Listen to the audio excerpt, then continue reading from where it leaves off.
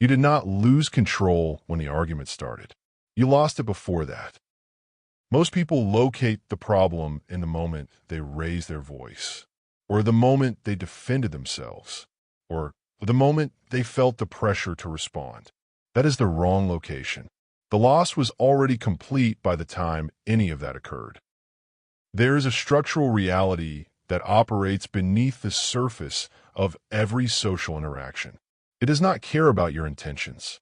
It does not adjust for context.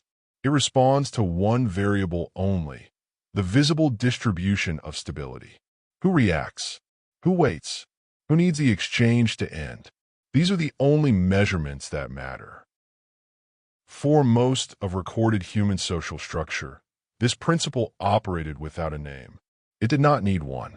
Hierarchies reinforced it automatically. The person at the top of a structure did not need to argue their position. The position argued for itself.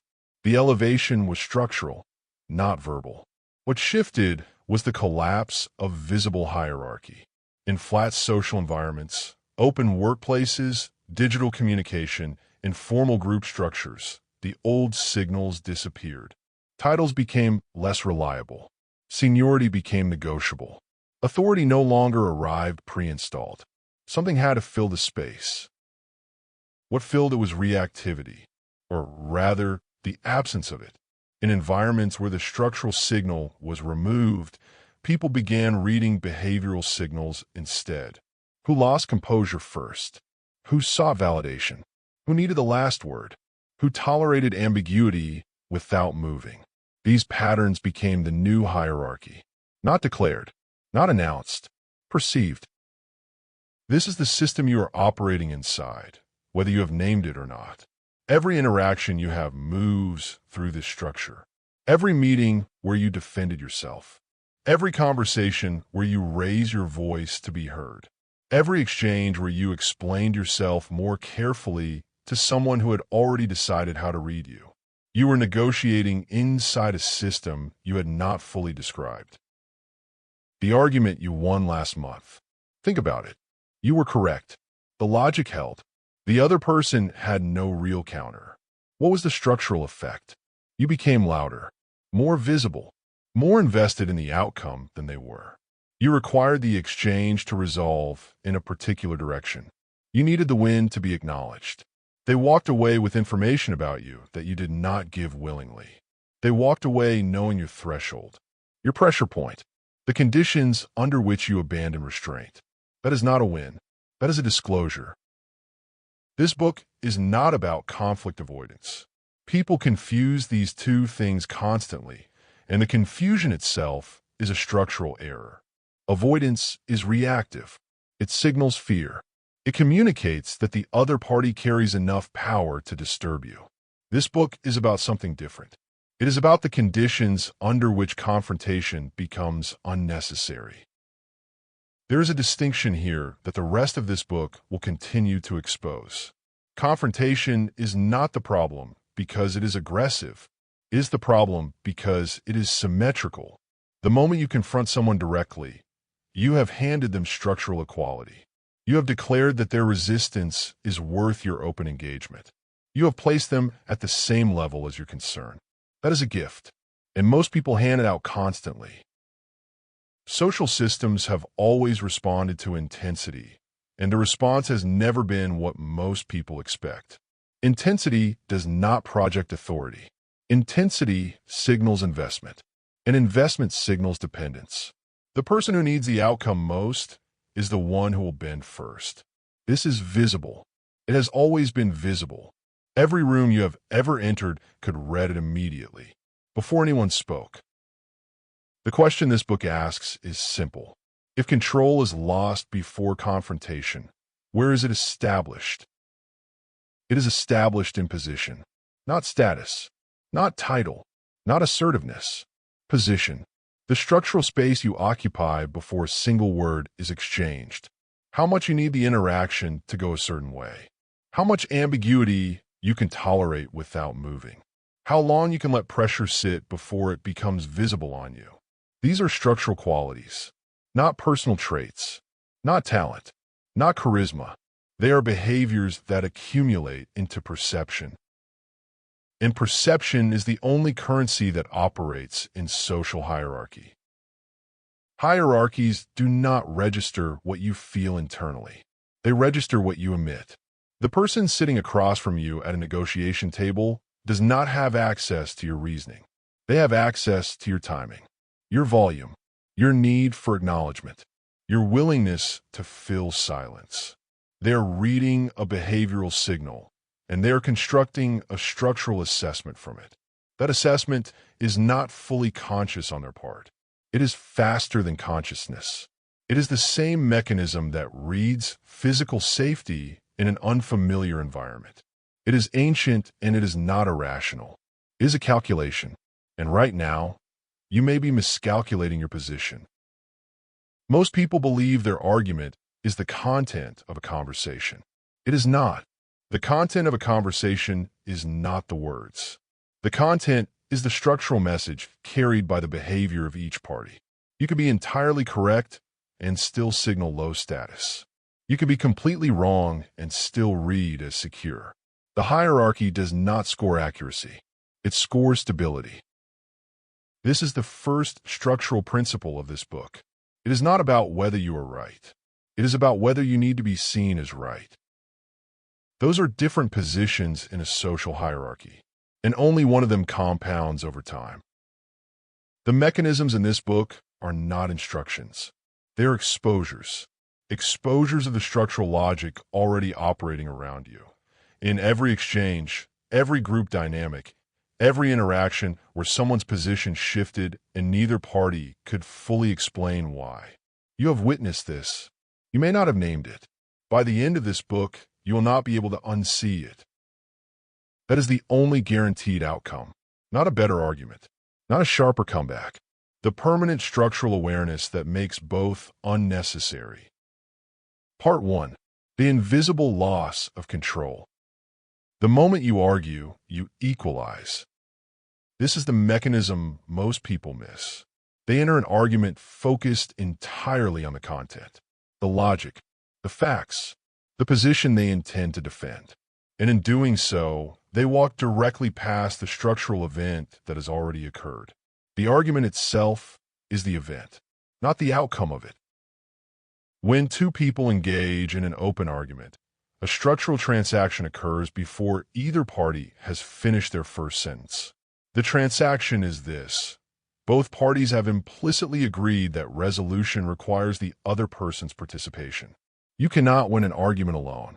You require the other party's acknowledgement to claim the victory. That requirement is a form of dependence, and dependence is always visible. Consider the mechanics of a standard workplace disagreement. A decision is made that someone opposes. They raise the objection directly in a meeting in front of others. They lay out the reasoning. They apply pressure. They are correct. The room observes. What the room observes is not the quality of the argument. The room observes investment, urgency, the need for a specific outcome. It observes a person who requires the situation to resolve in a particular direction. That requirement reads as exposure. The person on the receiving end of the argument, whether they respond or not, has received information. They know the threshold, the conditions under which the other party will escalate, the topics that carry enough emotional weight to override behavioral restraint. This information does not expire. It enters the structural record of the relationship and it stays there. Arguments flatten hierarchy for a specific structural reason. Hierarchy is built on perceived asymmetry. The person with structural authority does not need your agreement to proceed. They do not require your acknowledgement to feel resolved. The outcome does not depend on your participation in their reasoning process. Argument collapses this asymmetry. The moment you argue, you have communicated that the other party holds enough leverage to require your engagement. You have assigned them structural significance. Volume replaces structure when structure has already been surrendered. This is what escalation is. It is not a strategic move. It is a compensation mechanism. A person who raises their voice in an argument has already lost the structural signal. They are attempting to replace it with intensity. The message beneath the volume is always the same. I need you to take this seriously, and you are not. That message is an admission. Think about the last time you witnessed a public dispute. Online, in a meeting, in a personal exchange that moved into open conflict. Who appeared to hold more authority? Not the one who was louder. Not the one who had the better argument. Not the one who was right. The one who needed the exchange least. That signal operates automatically. It does not require analysis from observers. It requires no conscious calibration. Every person in the room made the same calculation without coordinating it. Because it is structural, it is older than language. It is the same social reading mechanism that assessed physical threat before threat was articulated. The hierarchy responds to stability. Always. There is a behavioral contrast worth examining here. The reactive person in a dispute argues. Their engagement is visible, sustained, and invested. They track every counterargument. They respond to every point. They need the record to reflect their position accurately. The high-status position does something different. It reduces exposure. Reducing exposure is not withdrawal. It is not silence from discomfort. It is not absence of response. It is the structural decision to allow the argument to remain unresolved without being visibly disturbed by that fact.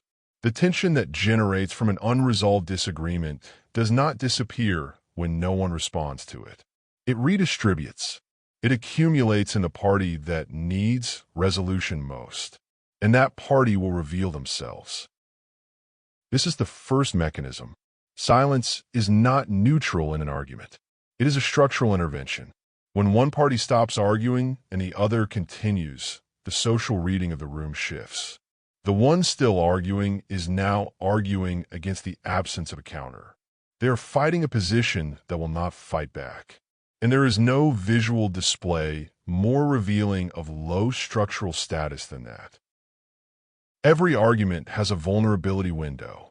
It opens the moment the argument begins, and it does not close until one party exits the structural frame entirely.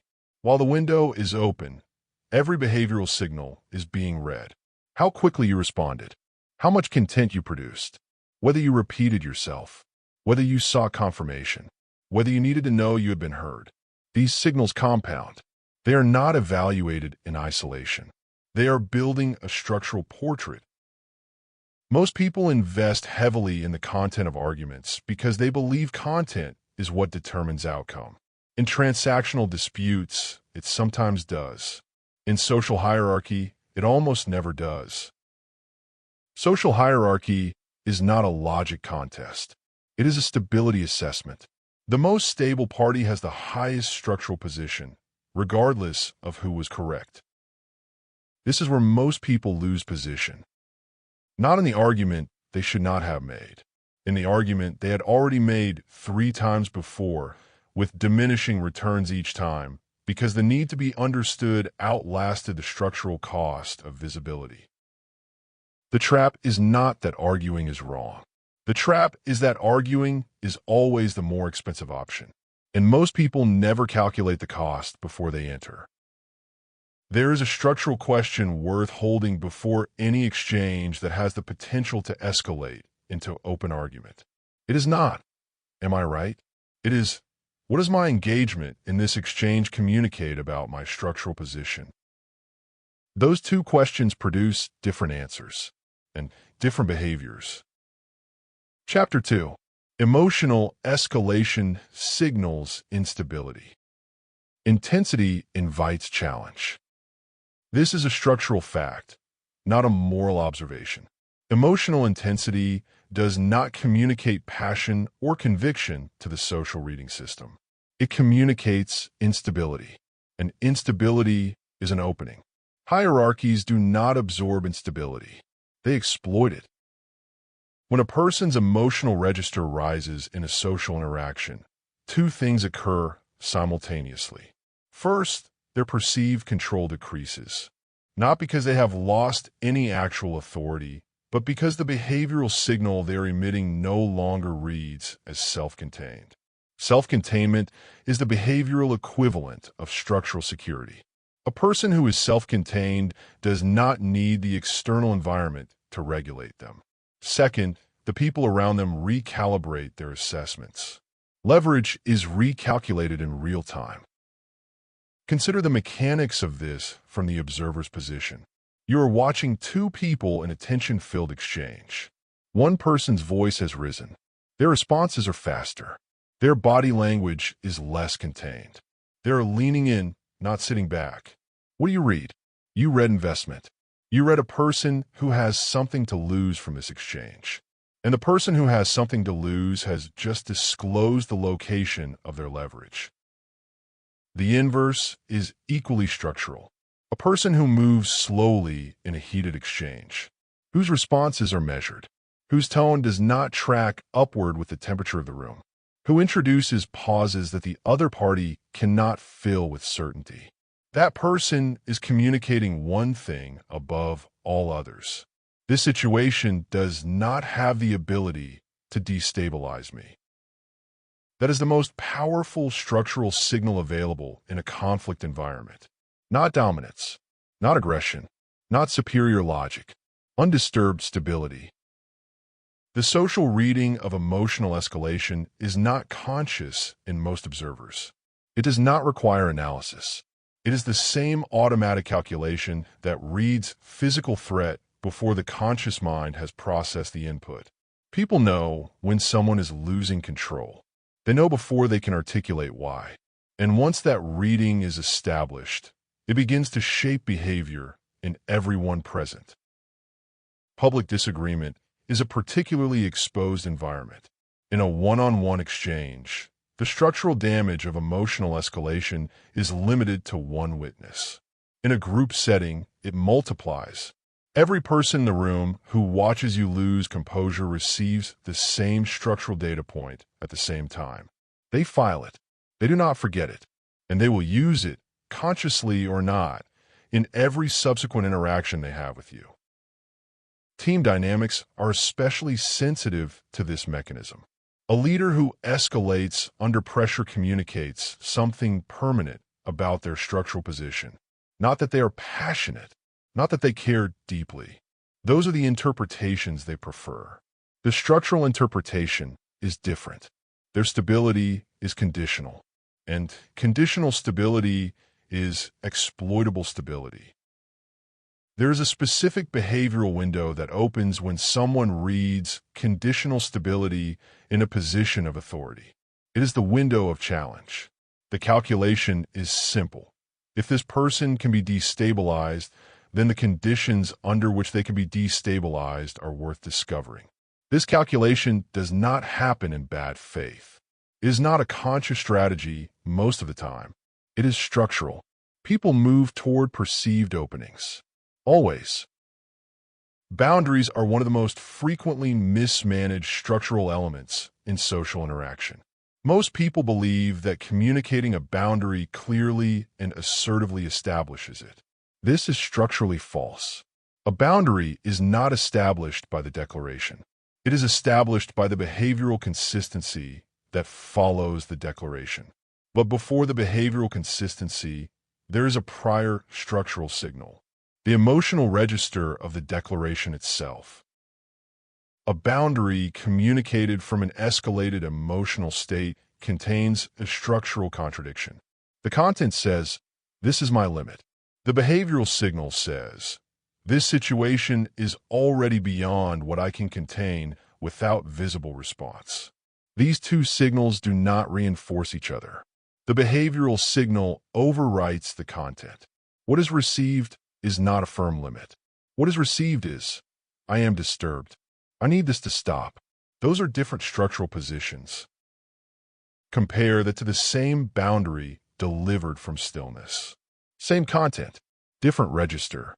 The behavioral signal in that case says, "This situation is not outside the range of what I can observe calmly."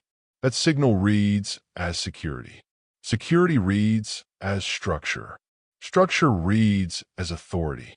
The boundary carries weight, not because it was stated more forcefully, but because the person stating it appeared entirely unbothered by the possibility of resistance. Emotional response versus measured delay. This contrast appears in every high-stakes social environment. The person who responds immediately to a provocation is communicating the same thing regardless of what they say. The provocation worked. It reached them. It moved them. They could not sit with the pressure of non-response. Measured delay communicates none of that. Measured delay communicates, I have assessed this input, and I am determining whether it warrants a response at all. That assessment process is itself a structural display. It says that the other party's output is subject to your evaluation before it receives your energy. That is asymmetry. Asymmetry is hierarchy.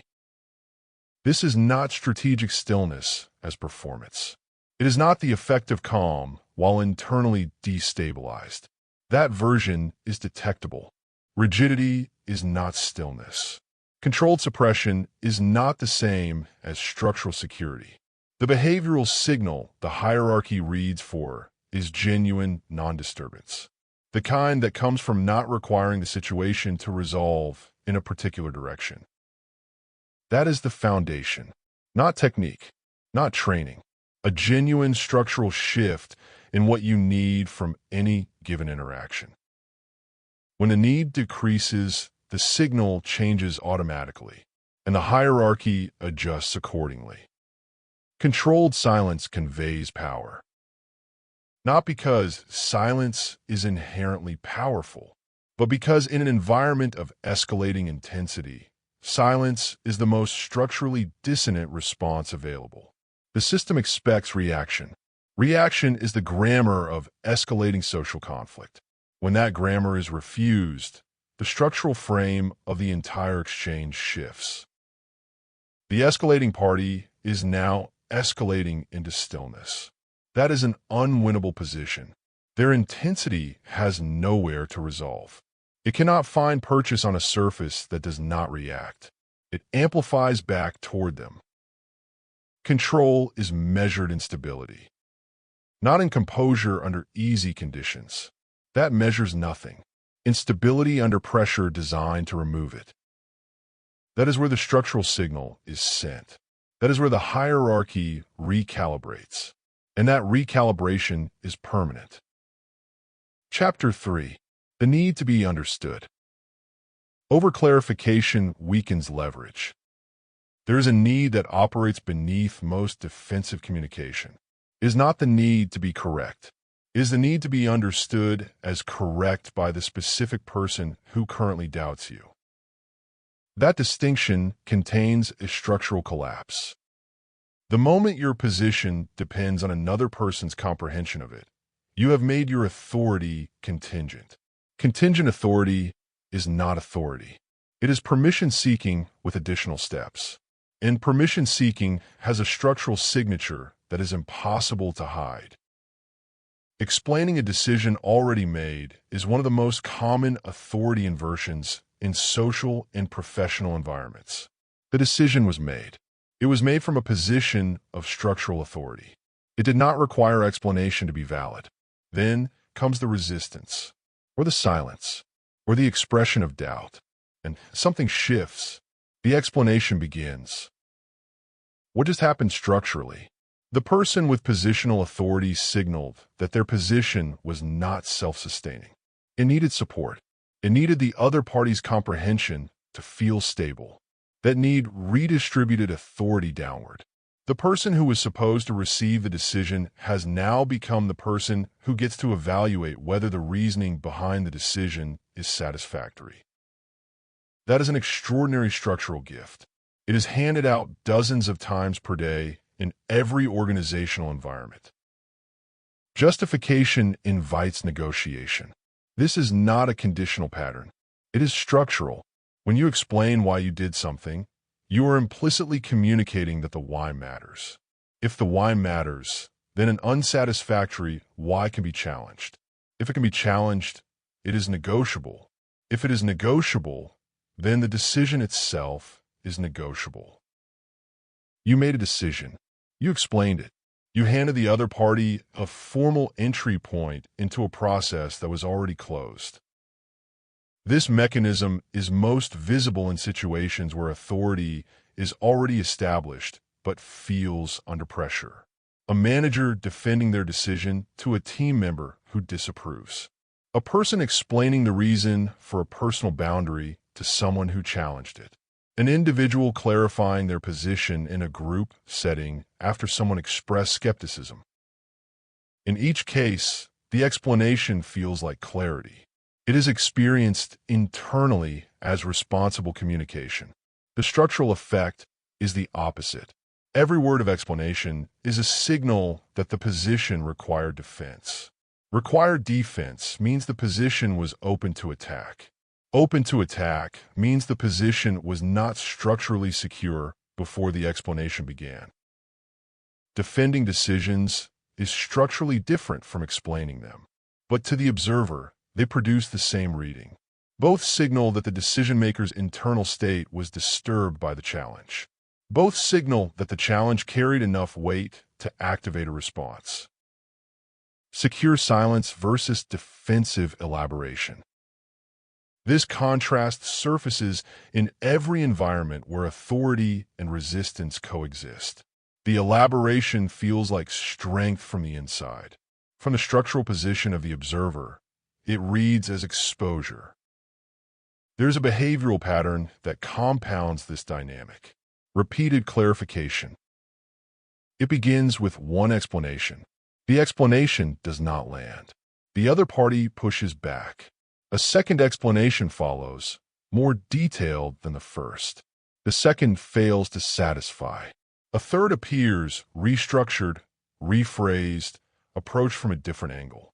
By the third explanation, the structural message is irreversible.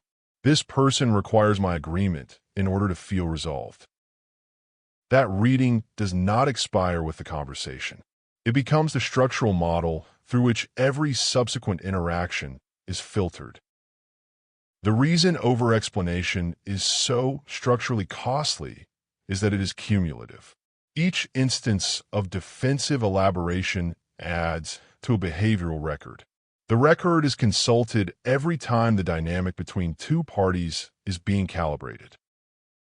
Over time, a person who explains under pressure develops a reputation that has nothing to do with their actual competence. The reputation is manageable. Manageable because they can be pressed and they will respond. Manageable because their stability is conditional on external comprehension. Manageable because their positions are negotiable even when they believe they are not. Minimal speech maintains gravity. This is not a communication strategy. It is a structural reality. Gravity is a function of mass and the perception of inevitability. A position that does not elaborate communicates two structural qualities. First, it does not require your agreement to exist. Second, it will not adjust itself to be more palatable to you. Both qualities read as authority, not because authority is defined as terseness, but because authority is defined as the structural independence of a position from the social pressure applied to it. There is an important structural distinction to establish here. This is not the refusal to communicate. It is the refusal to communicate from a position of need. Communication offered from structural security does not elaborate defensively. It states, it is available for questions. It does not need the questions to confirm its validity. The position exists independent of whether it has been understood. That independence is the signal. Consider the specific gravity of a decision communicated once, without elaboration, in an environment where resistance is visible. The resistance looks for a handle. It needs something to grip. Over-explanation provides handles. Every sentence of justification is another surface for the resistance to attach to. A position with no handles cannot be gripped. It cannot be argued with because there is no argument on the table. It cannot be negotiated because no negotiation was implied. The other party is left with the structure of the situation as it is, not as they would like it to be, not as they can adjust it to be by applying enough pressure. As it is. Most people experience this as discomfort. The discomfort is the structural recalibration occurring. The need to be understood is not neutral. It is one of the most expensive structural vulnerabilities in social dynamics. Not because understanding is irrelevant, but because the need for it, when visible, communicates that your position depends on being understood by the person who is currently choosing not to understand you. That dependency is leverage held by the other party, given to them voluntarily. Strong positions do not over-explain. They do not elaborate under pressure. They do not produce second versions of reasoning that was already sufficient. They do not need the other party's cognitive acceptance to remain structurally intact. The position stands. The lack of elaboration signals that it will continue to stand regardless of what the other party does with it. That signal is not communicated in what is said. It is communicated in what is withheld. Chapter 4. Chasing agreement is reactive. Consensus seeking signals low rank.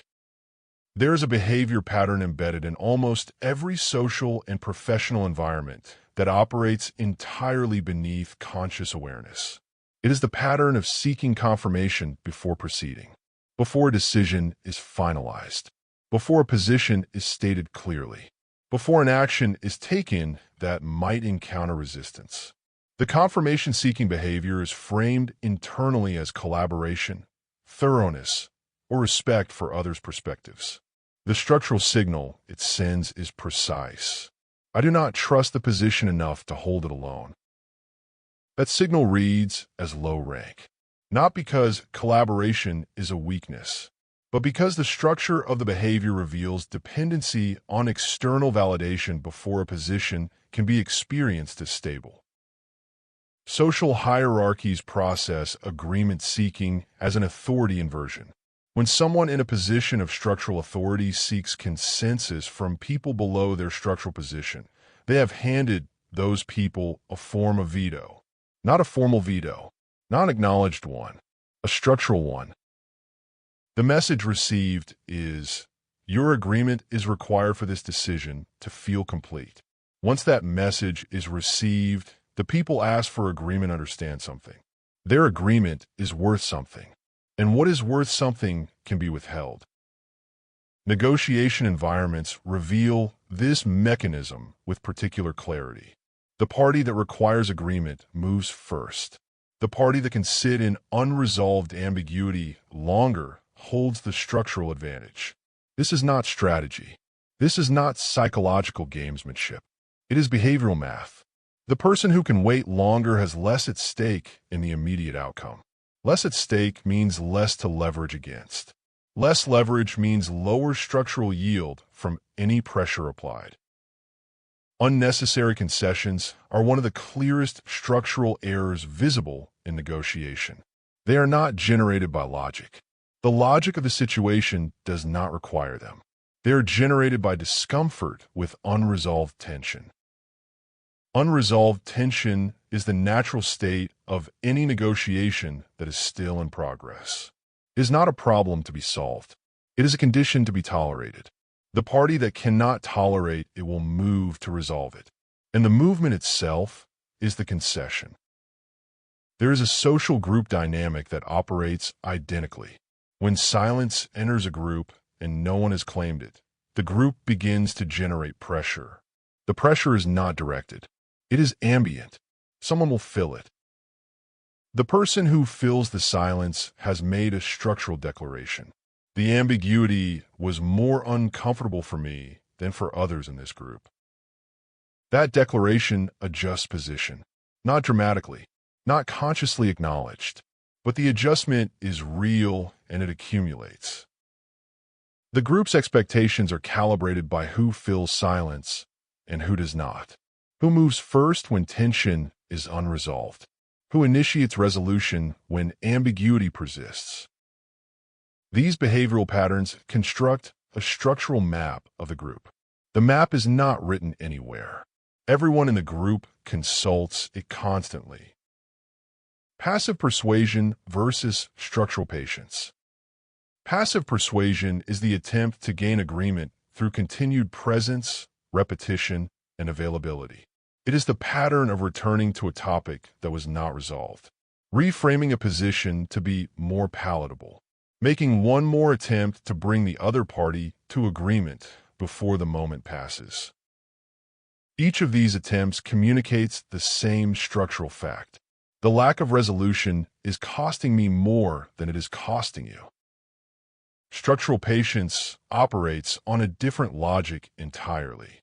It does not attempt to persuade. It does not return topics that have not resolved. It allows the unresolved state to persist, and it allows the discomfort of that persistence to distribute naturally. The person waiting for resolution will move.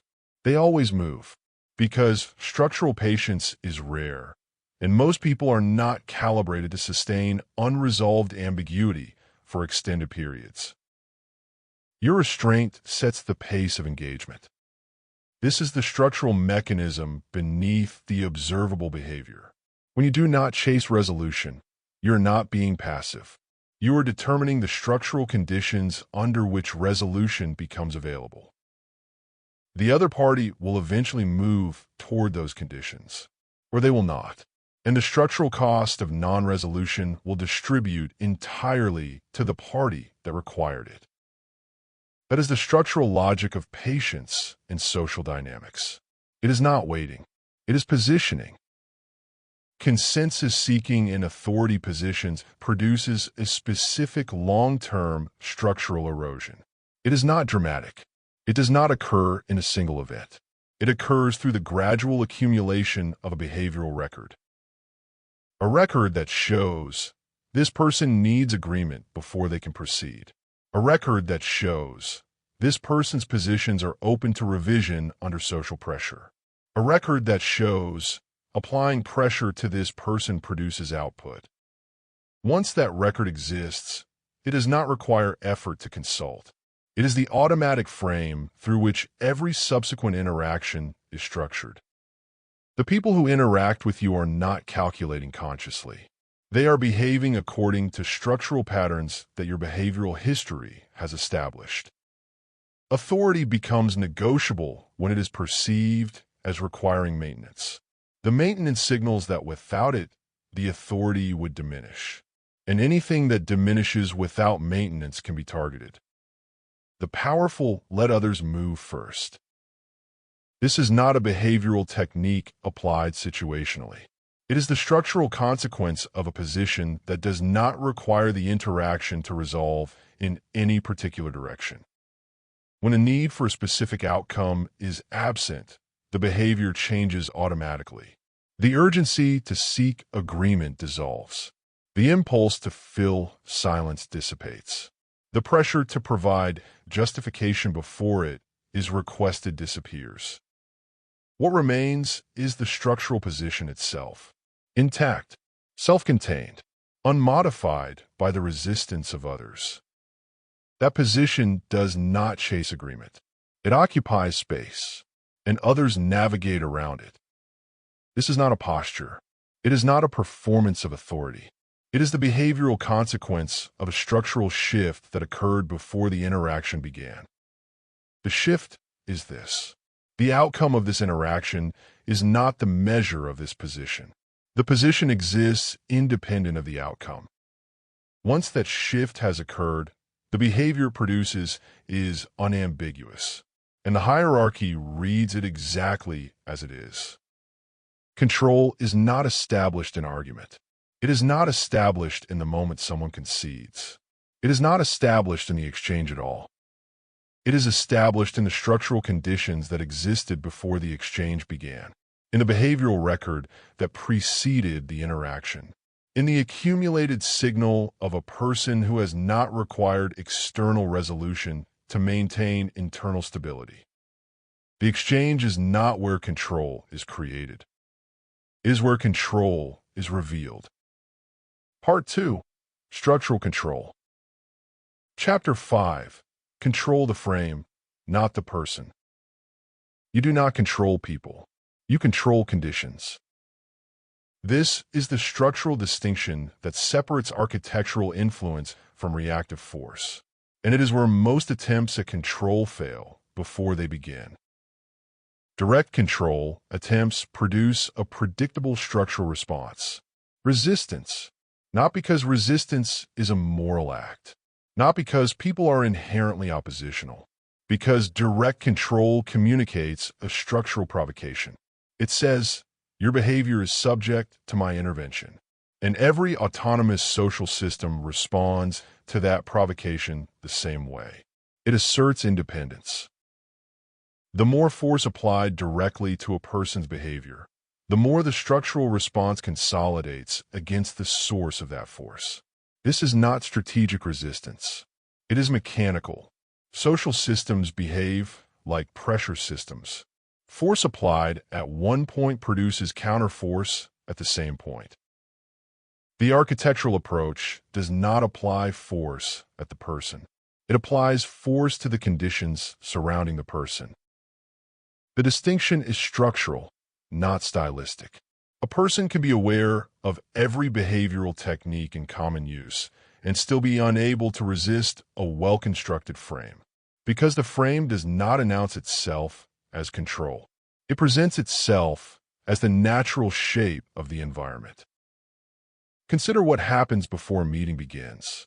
The physical arrangement of the space, the sequence of agenda items, who is invited and in what role, the stated purpose of the gathering, the time constraints established before anyone walked in.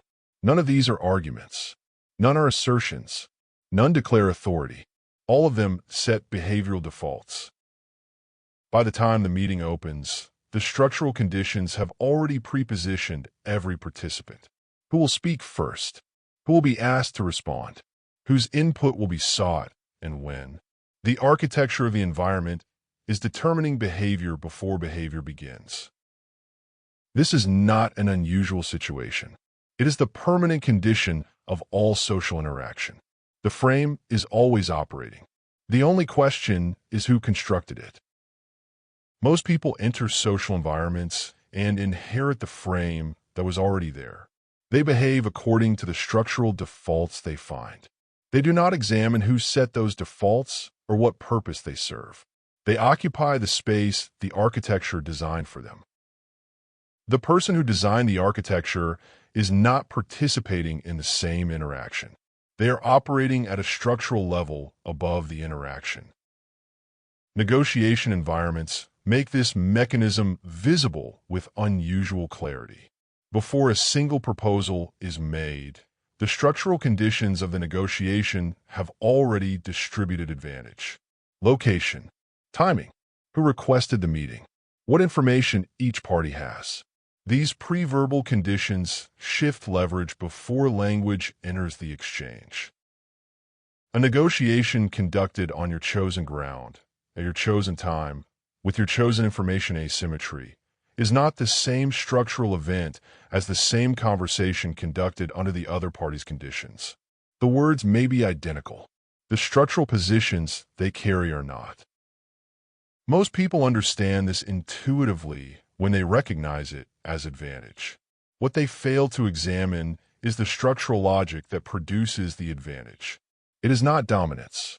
It is architecture. Conversation pacing is one of the most immediately available architectural tools in social interaction.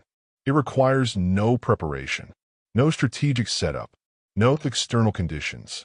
It operates entirely through behavioral choice within the exchange itself. The person who sets the pace of a conversation is structurally ahead of the person responding to it.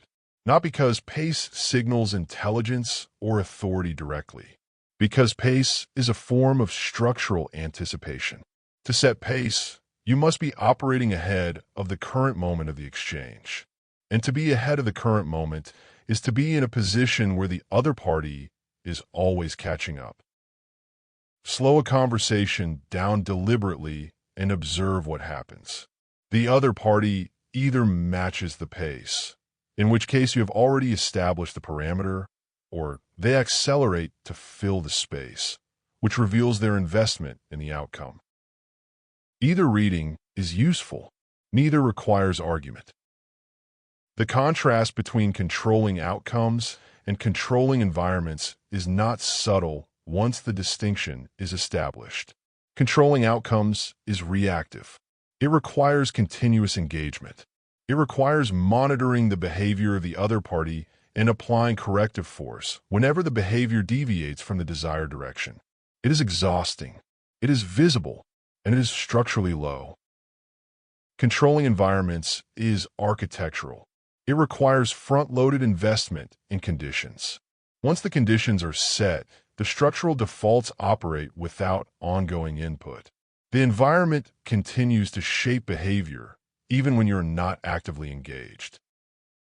This is the essential structural difference between reactive manipulation and architectural influence. Reactive manipulation responds to what is happening. Architectural influence determines what is possible. The distinction extends into the long-term structural record. Reactive manipulation, even when effective, is attributed to the manipulator. The other party may not name it accurately, but they sense it, and they adjust their behavior accordingly, protecting themselves against future instances. Architectural influence, when constructed well, is not attributed. It reads as the natural shape of the situation.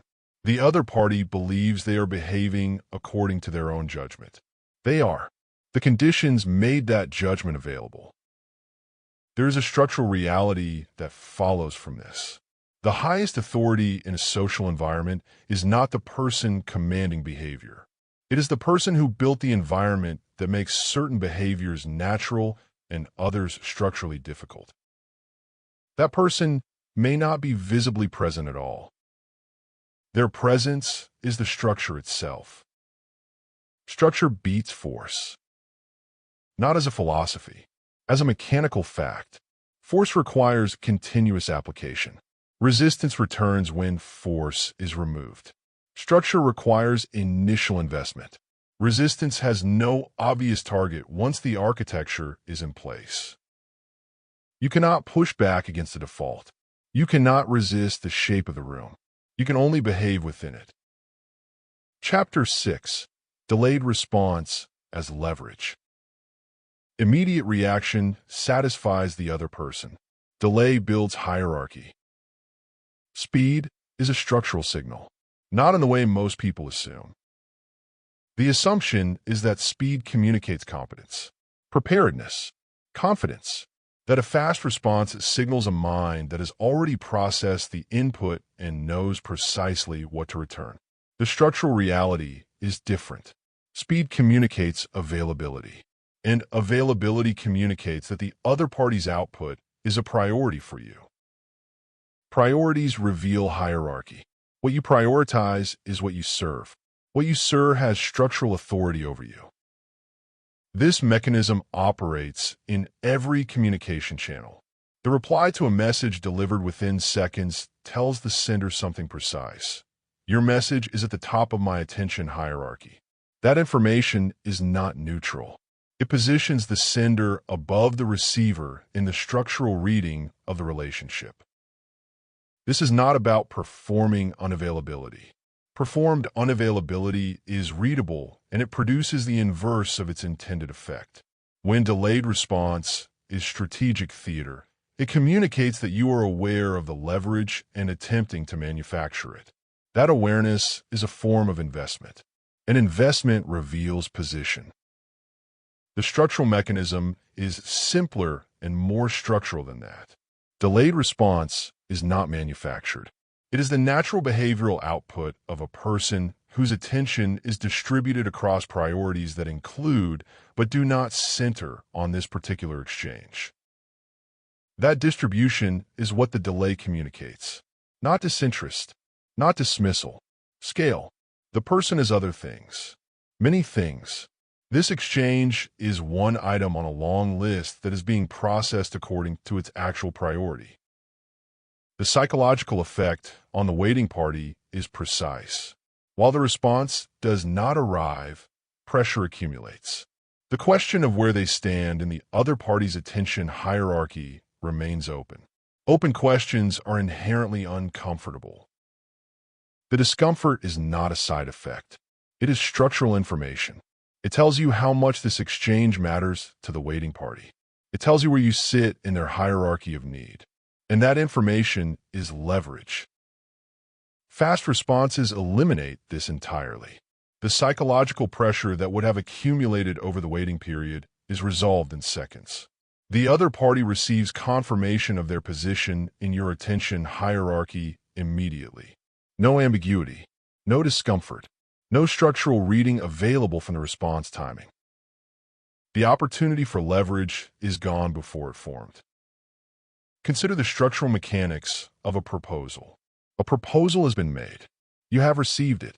You understand its contents. You have an immediate read on it. The structural decision is, when do you respond? The immediate response satisfies the proposing party's need for resolution. That satisfaction is a structural gift. Every moment the proposal sits unreturned is a moment in which the proposing party is assessing their position. Are the terms correct? Is the offer competitive? Is there weakness in what was proposed that the silence is reflecting? The proposing party does not know, and that uncertainty works. By the time a response comes, the proposing party has often internally revised their position, not because they were asked to, because sustained ambiguity creates movement, and movement generates concession. This is not a negotiation technique. It is a structural property of ambiguity in high-stakes exchanges. Silence after provocation operates on identical mechanics. A provocation has been issued. The expected response is engagement. The structural expectation of the provoking party is that their input will be met with reactive output. When that output does not arrive, the structural frame of the exchange fractures. The provocation is sitting without a target. The energy of the provocation has nowhere to transfer. The provoking party must now manage the energy of their own provocation. They must decide what the silence means. That decision process is the structural event. It is not happening to you. It is happening entirely within them. And the longer it continues, the more it accumulates. Reactive timeline versus controlled timeline. The reactive timeline is determined by the inputs of others. It responds to their speed, their urgency, their need for resolution. The person operating on a reactive timeline is, structurally, on the other party's clock. The controlled timeline is determined by your own structural assessment of when a response serves your position, not when the other party wants it, not when the social pressure to respond becomes uncomfortable, when the structural conditions for your response are optimal. The shift between these two timelines is not a behavioral technique. It is a fundamental structural repositioning. It requires reorienting the basic assumption about who determines the pace of exchange. Most people operate with the implicit assumption that response speed is a courtesy metric. That fast response communicates care, engagement, respect, and in many interpersonal contexts, it does. But in structural hierarchy, courtesy and authority do not share the same behavioral expression. What communicates care in a peer relationship communicates availability in a hierarchical one. The failure to distinguish between these two contexts is one of the most structurally costly behavioral errors in professional and social environments. Immediate concession versus patient calibration. The immediate concession is not the product of generosity. It is the product of pressure, the pressure to resolve, the discomfort of ambiguity, the need to return to a state where the other party's position is known and the exchange is no longer open. Patient calibration reads the pressure without being moved by it. It allows the pressure to accumulate on the other side of the exchange. It does not resolve the ambiguity for the other party. Patient calibration is not strategic patience as theater. It is the behavioral consequence of a structural position that does not require the outcome to be resolved in the current moment. When the outcome can wait, the other party's need for resolution becomes visible. And visible need is leverage. Time is a hierarchy signal. It is not the only one. It is not the most important one, but it is one of the most consistently misread. Most people treat their response timing as a neutral behavior, as the simple act of replying when they have something to say. It is not neutral. Every response timing is a structural signal. Every signal is read, and the accumulated reading shapes the structural position of the relationship over time. The relationship in which you always respond immediately is a relationship in which the other party knows the cost of waiting is zero. Zero cost means zero leverage. And a relationship with zero leverage is a relationship that has already defined its own ceiling. Chapter 7. The Power of Non-Engagement. Not every challenge deserves acknowledgement. This principle is structurally more significant than it first appears. The social reading system operates on a basic assumption. Input that matters produces output. Input that does not matter is ignored. Every time you respond to something, you are issuing a structural declaration. This input was significant enough to activate my engagement. Every time you do not respond, you are issuing a different declaration. This input did not reach the threshold required for my engagement. Both declarations are read. Both have structural consequences. And most people are issuing the wrong declaration far too consistently. Engagement validates attack. This is not a statement about intent. It is a statement about structural mechanics. When a challenge or criticism or provocation produces a response from you, the structural message sent is that the input had enough weight to penetrate your behavioral perimeter. That weight is now assigned to the source of the input. You assigned it by responding. The attacker, whether the attack is formal or social, intentional or ambient, needed to know one thing: whether their input reaches you. Your response answers that question. A response says, yes, it reaches me. I am here. I am registering it. It has enough structural significance to generate output for me. This answer is the beginning of a leverage map. Every response teaches the other party where your edges are. Every reaction shows them where the pressure produces movement. And once the map exists, it is consulted. Responding too often signals lower rank. Not because responsiveness is inherently low status, but because indiscriminate responsiveness communicates the absence of a filtering mechanism. A filtering mechanism is structural evidence of scale. It says, not all inputs are equal.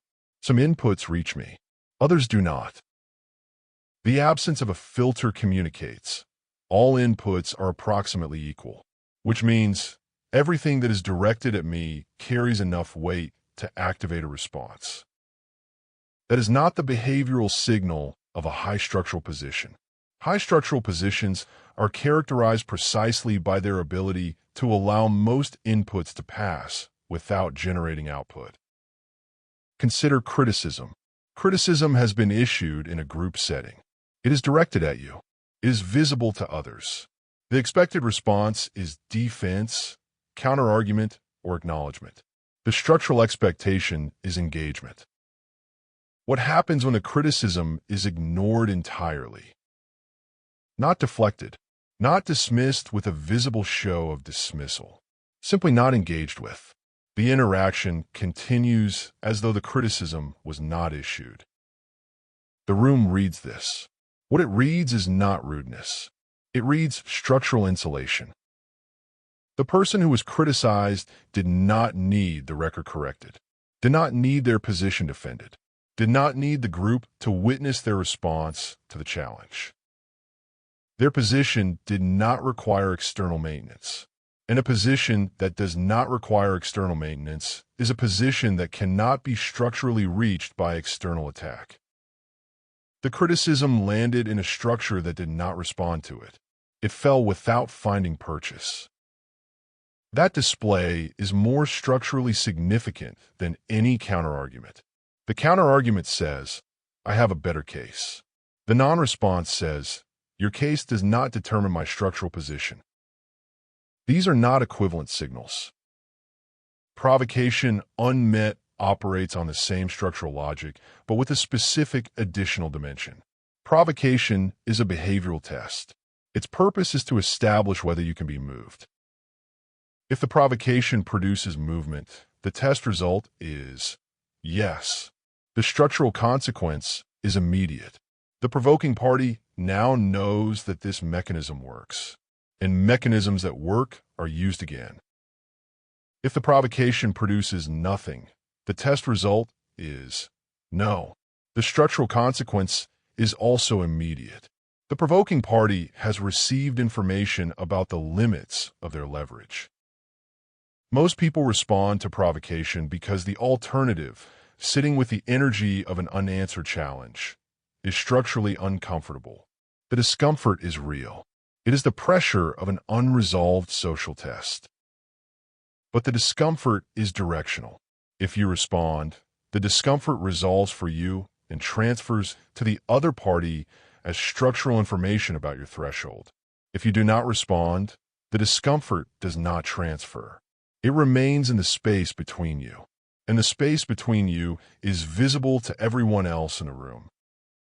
The provoking party must now manage that visible space. They issued a challenge that produced no response. The room has registered this. The structural position of a challenge that found no target is lower than the position before the challenge was issued. Low-value arguments dropped silently. This is not avoidance. It is the structural application of selective engagement. Not every argument that is winnable is worth entering. Not every argument that is worth entering is worth entering now. Not every argument that is worth entering now, in this context, with this person, will yield a structural return that justifies the cost of visibility.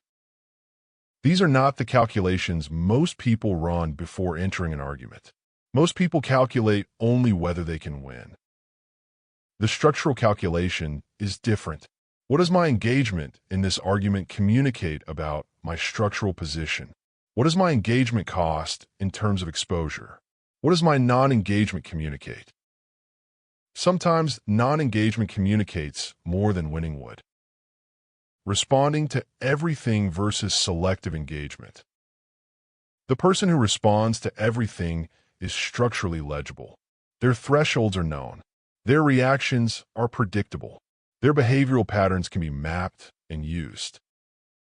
The person who engages selectively is structurally opaque. The other party cannot know which inputs will produce output. They cannot calibrate their approach to your behavioral thresholds because your behavioral thresholds have not been fully disclosed. Structural opacity is a form of leverage, not manufactured opacity, not the performance of mystery. The natural opacity of a position that has not announced its full range of responses in advance. There is an additional structural dimension to selective engagement. When you do engage, the weight of that engagement is amplified. The person who responds to everything produces outputs that are indistinguishable from each other in structural weight. Everything receives the same energy. Everything receives the same attention threshold. Everything is equally significant, which means nothing is particularly significant. The person who engages selectively produces outputs that carry structural weight precisely because they are not routine. When that person responds, something in the social environment registers. This was worth their engagement. That registration amplifies the weight of the response before its content is processed. Selection signals rank. Not selection as a technique applied to individual interactions. Selection as a consistent behavioral property of the structural position.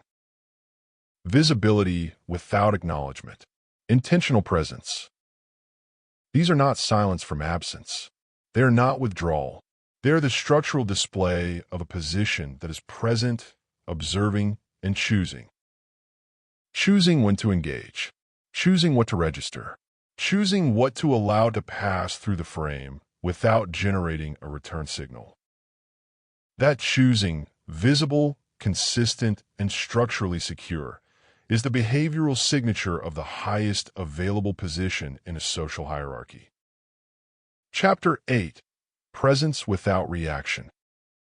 Presence without reaction dominates. Not in the way that aggression dominates. Not in the way that authority declared from a position of formal power dominates. In the way that weather dominates. Without negotiation. Without argument. Without the requirement of your agreement. A social environment with a structurally present, non-reactive figure in it does not behave the same way it would without them. The presence reshapes the behavioral field. This is the mechanism that most attempts at social authority fail to access. They attempt to assert. They attempt to convince. They attempt to perform structural security in ways that require the performance to be witnessed and acknowledged. Performance requires witnesses. Witnesses can withdraw. Witnesses can withhold acknowledgement. A performance that is not acknowledged has no structural effect. Genuine structural presence does not require acknowledgement. It operates on the behavioral field regardless of whether anyone consciously registers it. Consider the structural mechanics of a discussion that has escalated beyond the parties directly engaged in it. The room is activated. Voices are competing.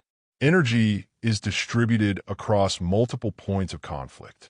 One person in the room has not moved, has not escalated, has not entered the competing energy. What does the room do? The room calibrates against that person, not deliberately, not consciously. The escalating parties register the contrast between their state and the state of the person who is not escalating.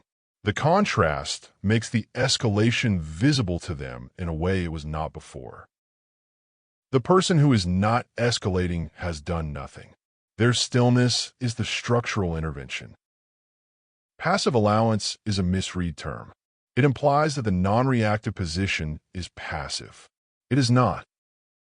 It is the most active structural position available in an escalating environment, because it is actively reshaping the behavioral field of everyone else in the room.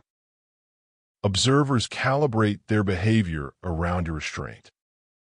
This calibration is not a side effect of structural presence. It is the mechanism. When one party in an environment maintains structural stability, the instability of others becomes apparent by contrast. The instability becomes something they must now manage, not something that exists in a vacuum where everyone is equally activated, but something visible because it is in contrast to the stillness that is also present. The management of their own instability draws energy away from the escalation. Energy drawn away from escalation is pressure returning to the source. The non-reactive person in the room has redistributed the pressure without applying any. This is the structural mechanism that makes presence more powerful than engagement in contested environments. Engagement adds energy to the system. Presence restructures the system, letting discussions unfold while observing. There is structural information available in a discussion that cannot be accessed through participation. Participation requires you to be managing your own output, choosing words, tracking reactions, calibrating responses. That management draws cognitive resources away from structural observation. The observer has no output to manage. Every resource is available for reading. Who defers to whom before anyone has said anything significant? Which parties are aligned before the alignment is declared? Where the resistance to each position will originate? How much leverage each speaker is spending to maintain their position? These structural signals are present in every discussion. They require no participation to read. They require observation. And the person who has observed them enters the discussion when they choose to enter from a structural position above every participant who spent the early period of the discussion generating output. The structural advantage of late entry is rarely named, but it is real, and it is architectural. Remaining silent while others argue is the purest form of this mechanism. The argument generates heat. It generates investment from the parties engaged in it. Every exchange of argument costs both parties something in terms of visibility. Each escalation narrows the structural range of acceptable resolution. The person observing this process is spending nothing. They are accumulating structural information, accumulating behavioral data, accumulating the advantage of being the only party in the room whose position has not been compromised by the argument. When the argument reaches its natural exhaustion point, the observer's position is the most structurally intact in the room. It did not require assertion. It required patience and the structural security to allow the argument to run its course without entering it. Maintaining composure in public disagreement does not only affect the person maintaining it, it affects the behavioral field of the entire exchange. There is a social reading that occurs in real time in any public disagreement. Observers assess who has more at stake, who is more disturbed by the tension, who needs a resolution most.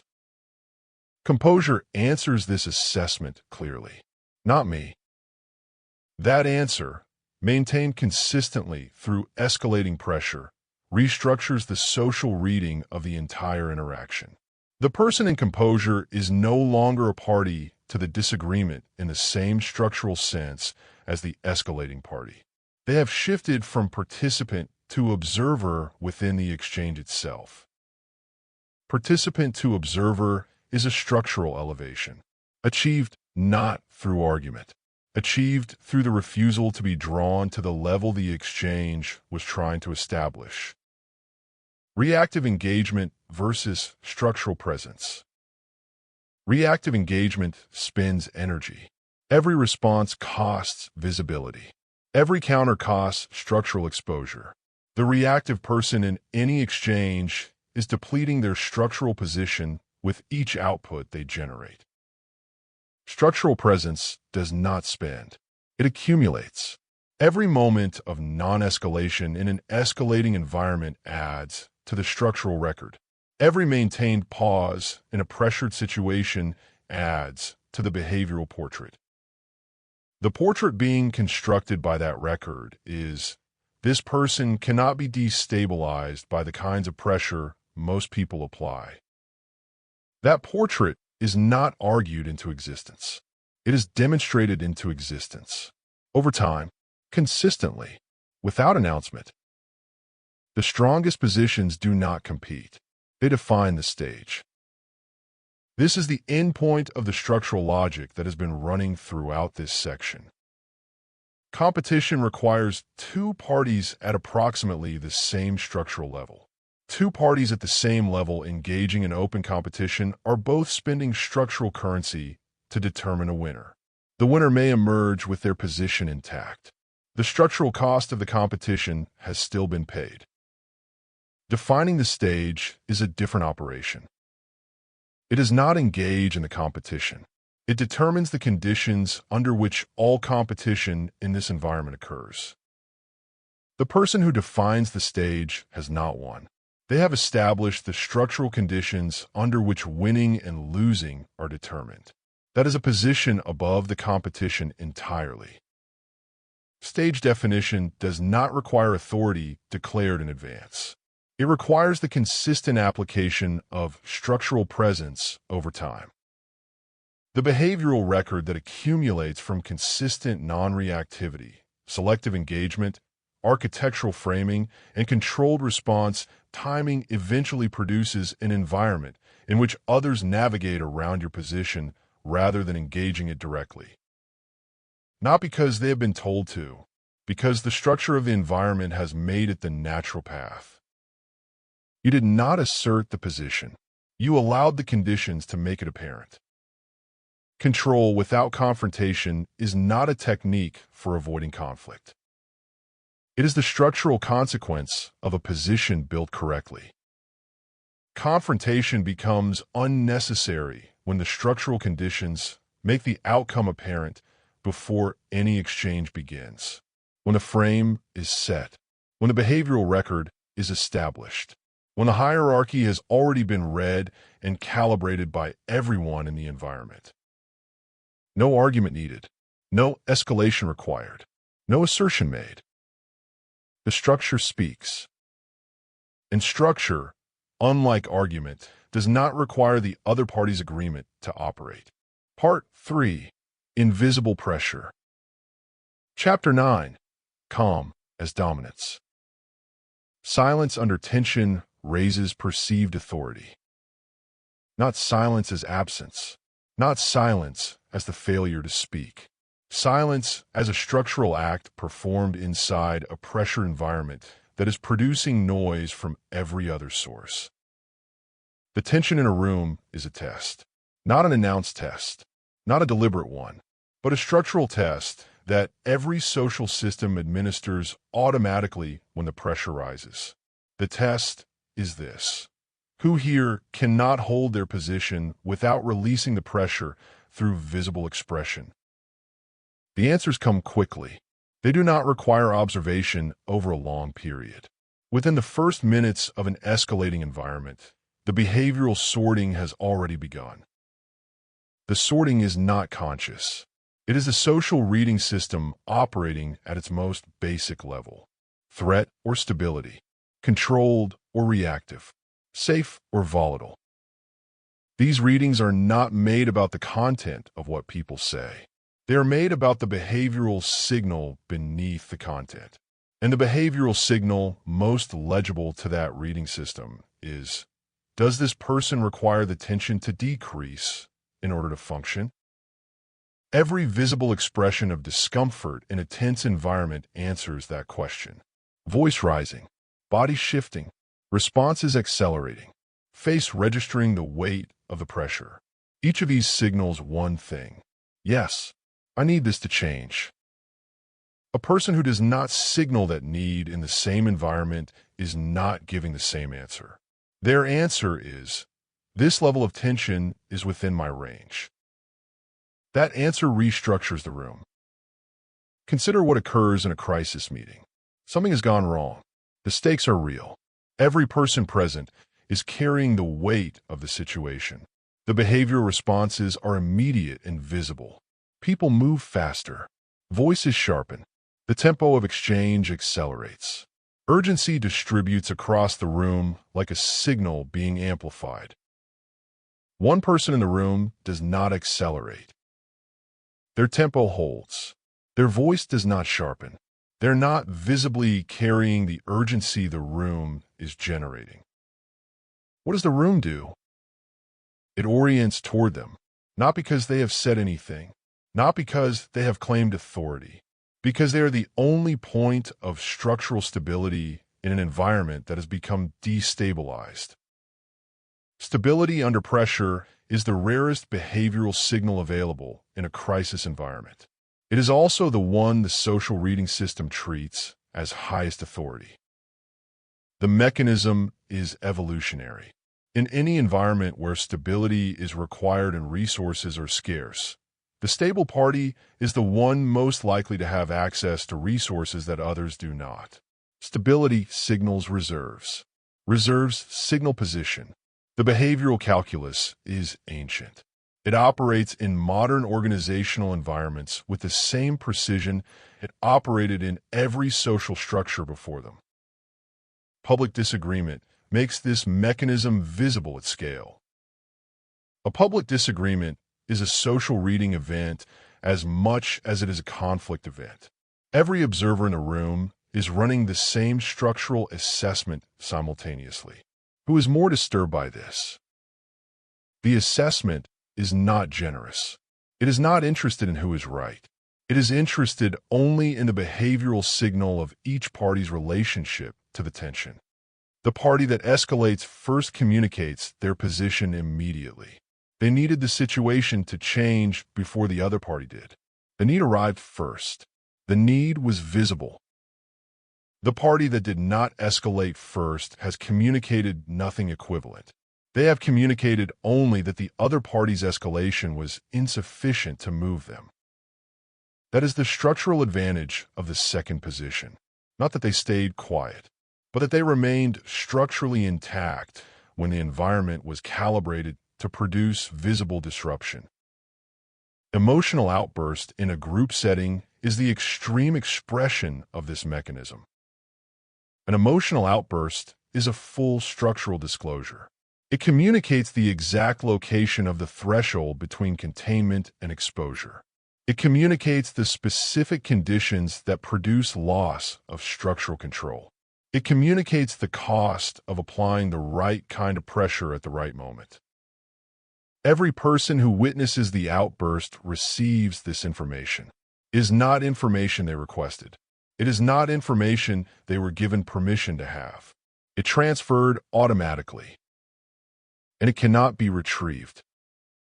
The behavioral record of an emotional outburst in a group setting does not expire with the situation. It enters the structural map that every person present now carries for their interactions with that individual. The map has one dominant feature. There's a threshold. I have seen it. I know approximately where it is. A threshold that has been witnessed can be targeted. This is the structural cost of volatility in social environments. Not the moral cost, not the relational cost, the strategic cost. The escalator versus the stabilizer. These two structural positions exist in every high-pressure social environment. They are not personality types. They are behavioral choices that compound into structural positions over time. The escalator spends visible energy managing the pressure. Every escalation is a withdrawal from the structural account. The account is not infinite. Over time, the behavioral record of the escalator becomes the primary structural frame through which they are perceived. The stabilizer does not spend. Stability is not effortful in its visible form. It presents as stillness, and stillness is read as structural surplus. Surplus signals position. The volatile presence in a room increases the tension of a room. It is a source of ambient pressure that others must manage. People calibrate their behavior around volatile presences by giving them wider structural berth, not out of respect, but out of structural self-protection. Wider berth is not authority. It is avoidance. The steady force in a room does not increase tension. It decreases it, or rather, it absorbs tension without converting it into escalating output. Absorbed tension is structural capital. The room registers the absorption. The room adjusts. Rooms align around stability. Not around the loudest voice. Not around the most forceful position. Around the position that does not require the room to change in order to remain intact. That position becomes the structural center of the environment, not by claiming the center, by being the only position in the room that does not need anything from it. Chapter 10. Controlled exposure. Information is leverage. Opacity increases influence. This is not a statement about secrecy. It is a statement about structural mechanics.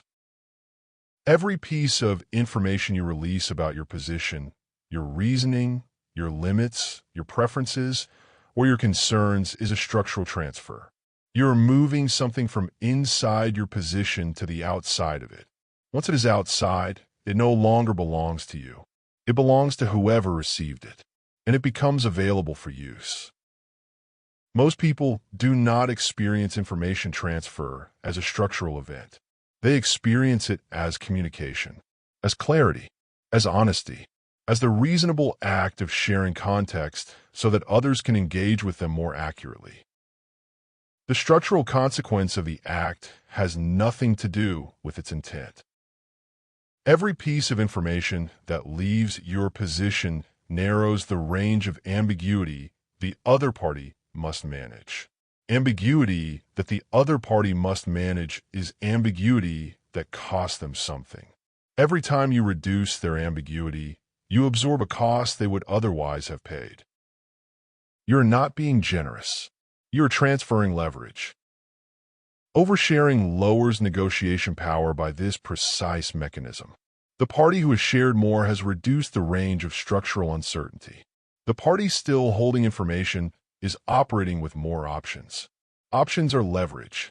The reduction of options is the reduction of leverage. Complete transparency is a structural capitulation presented as an ethical position. The framing of complete transparency as virtue is one of the most effective structural disarmament mechanisms in social environments. It reframes the retention of information, which is a structural right of every party in any exchange, as a moral failing.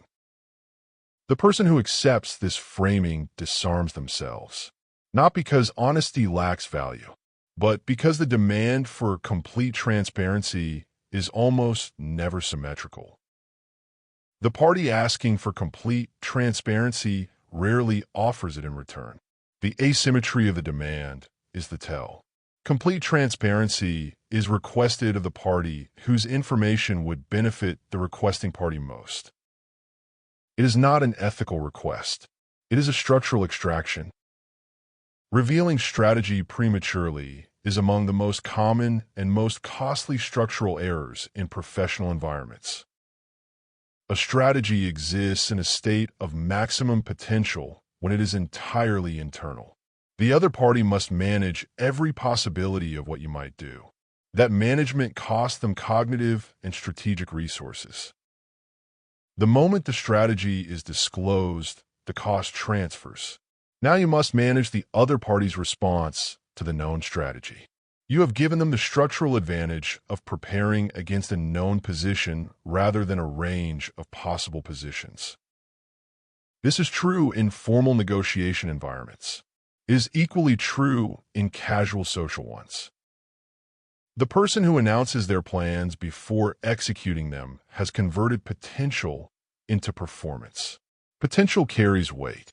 Performance can be evaluated, countered, or neutralized. Sharing emotions before calculation is a structural disclosure of a different kind. Emotion, expressed before it has been processed through structural assessment, communicates the raw interior of a position. The raw interior is the most vulnerable surface of any social position. It is where the actual needs are located. A person who expresses emotional response before calculation has disclosed their needs in their most direct and leverageable form. They have said, "Here is what affects me, unfiltered. Here is the location of my actual concern. Here is what you can reach." That disclosure invites manipulation in the precise structural sense. Not manipulation as a moral category.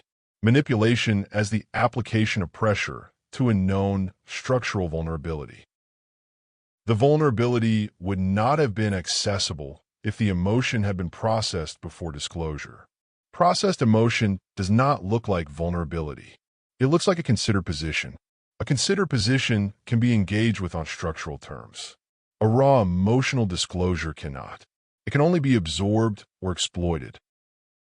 Stating full reasoning in a discussion produces a structural effect equivalent to oversharing in a negotiation. Every piece of reasoning stated is a piece of the internal architecture made visible. The other party now knows how the conclusion was constructed. They know which premises were required. They know that challenging any one premise destabilizes the entire conclusion. The position that withholds its full reasoning retains the structural advantage of an incomplete map. The other party must engage the conclusion without knowing the full architecture behind it. A conclusion without a fully disclosed architecture is structurally harder to challenge. You cannot find a specific entry point because the entry points have not been labeled. This is why positions stated as conclusions, without elaborated reasoning, carry structural weight that fully explained positions do not. Not because they are more correct, because they have not handed the other party the architectural diagram needed to dismantle them. Transparent vulnerability versus selective disclosure. Transparent vulnerability is not a behavioral style. It is the structural condition produced by the consistent over-release of information across time. It is not a single act of oversharing. It is the accumulated state of a position that has made its interior fully available to the external environment. The person in a state of transparent vulnerability is not necessarily aware of their condition. They may experience themselves as honest, open, direct. The structural reality is that they have constructed a position with no exterior, no surface that cannot be reached, no territory that has not been disclosed. Selective disclosure is not the same as deception. Selective disclosure is the structural practice of releasing information according to its strategic value rather than its availability. The information exists. The position is not hidden. What is controlled is the timing and sequencing of what moves from internal to external. Selective disclosure communicates one consistent structural message. My position has interior that you do not have access to. That message is authority. Reactive openness versus deliberate withholding. Reactive openness is the pattern of releasing information in response to social pressure. Someone asks, you answer. Someone pushes, you clarify. Someone expresses doubt, you elaborate. Each of these responses is reactive. Each is triggered by external pressure rather than internal structural decision. The structural consequence is that the other party has discovered a mechanism. Pressure produces information, and any mechanism that produces information will be used to produce more of it. Deliberate withholding is not silence in response to every question. It is the practice of releasing information on your own structural timeline, rather than in response to the other party's pressure. The distinction is entirely in what determines the release. If external pressure determines it, the mechanism is known. If internal assessment determines it, the mechanism is opaque. Opacity increases calculation. Not your calculation, theirs. Every piece of information you withhold is a variable they must estimate. Every variable they must estimate is a cost applied to their structural position. The accumulation of these costs is invisible pressure. It is not applied through confrontation. It is applied through the sustained structural decision to keep your interior. Your opacity is their burden. Chapter 11. Ending conflict before it begins. Strong positions precondition behavior. Prevention outranks victory. Victory has a structural cost that most people fail to calculate. A victory in confrontation is a confirmed record of the conditions under which you will engage. It tells the other party that confrontation reached you, that you were present in it, invested in it, and needed it to resolve in your favor. Even a clean win contains this disclosure. Prevention contains none of it. Prevention means the confrontation never became necessary because the structural conditions that would have produced it were arranged differently in advance. The argument never started. The challenge never materialized. The test of the boundary was never conducted because the boundary was so clearly structured that testing it did not appear to be a viable option. That is not avoidance. That is architectural authority. Repeated confrontation signals weak boundaries. This is the structural consequence that most people misread.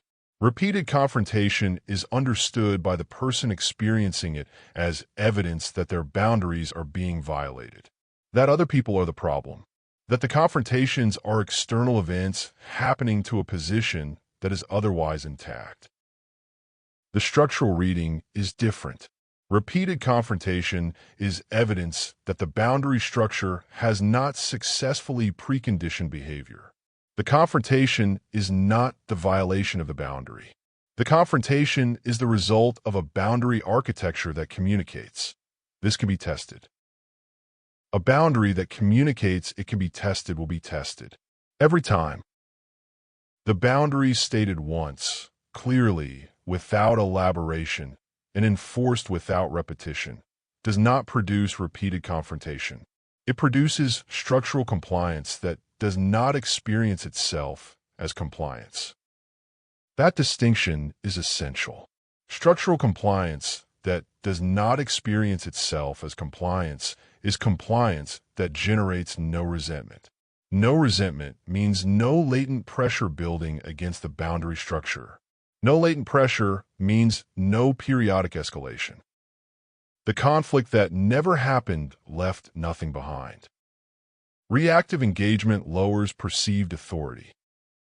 This is the central structural problem with confrontation-based enforcement. Each time authority is enforced through reactive confrontation, the structure of the authority is revealed as conditional. Conditional on the other party's compliance. Conditional on the confrontation being won. Conditional on the circumstances of the exchange. Conditional authority is not structural authority. It is transactional authority. And transactional authority must be reestablished in every new transaction. The structural cost compounds. Every successful reestablishment still communicated that reestablishment was required. Every win still disclosed the conditions under which a challenge is possible. Preconditioned authority does not operate this way. Preconditioned authority is structural before the transaction begins. The other party does not experience it as authority to be tested. They experience it as the shape of the environment they are operating within. Consider a boundary stated once. Not explained, not defended, not repeated, stated. The stating of the boundary is the structural event. What follows the statement is the structural enforcement architecture. If the boundary is met with challenge and the response is restatement, the challenger has received information. Restatement under challenge means the boundary required reinforcement. Required reinforcement means the original statement was not structurally sufficient. If the boundary is met with challenge and the response is behavioral consequence without additional statement, a different structural fact is communicated. The boundary exists independent of your acknowledgement of it. Your acknowledgement was not required for it to be operative. That is a different structural architecture. It communicates that the boundary is a property of the environment, not a demand made from a position of need. Policy enforced without speech. This is the behavioral expression of a structural position that has completed its architecture in advance. The policy does not need to be reannounced every time is relevant. The policy was established once. The consequences that follow its violation are the communication. Consequences without speech carry structural weight that speech alone cannot produce. Speech requires the other party's engagement to be effective. Speech can be argued with, reframed, dismissed, claimed to have been misunderstood. Consequence does not require engagement. It is not a statement. It is a structural fact. The person who can allow consequence to operate without accompanying it with speech has demonstrated one structural fact about their position. They did not need the other party to agree with the consequence. They did not need the other party to understand the logic behind it. They did not need the exchange to resolve in a way that acknowledged their authority. The consequence was sufficient. Tone closes debate without argument. Tone is a structural signal that operates independently of the content it accompanies. A tone that communicates finality does not require argumentative content. It closes the structural frame of the exchange by signaling that the frame has already been determined. Most people attempt to close debate through argumentative superiority. They try to defeat the other position so thoroughly that no further challenge is structurally viable. This approach requires the argument to run. It requires the other party to engage. It requires a winner and a visible loser. Invisible losers generate resentment, counterpressure, and a sustained desire to retry. Tone that closes debate has a different structural consequence. It did not defeat the other position. It communicated that the other position was not going to be engaged. Not ignored. Not dismissed with visible contempt. Simply not engaged. The exchange moved forward as though the counterposition had not been introduced. The other party must now assess whether to escalate against a position that has not acknowledged their challenge.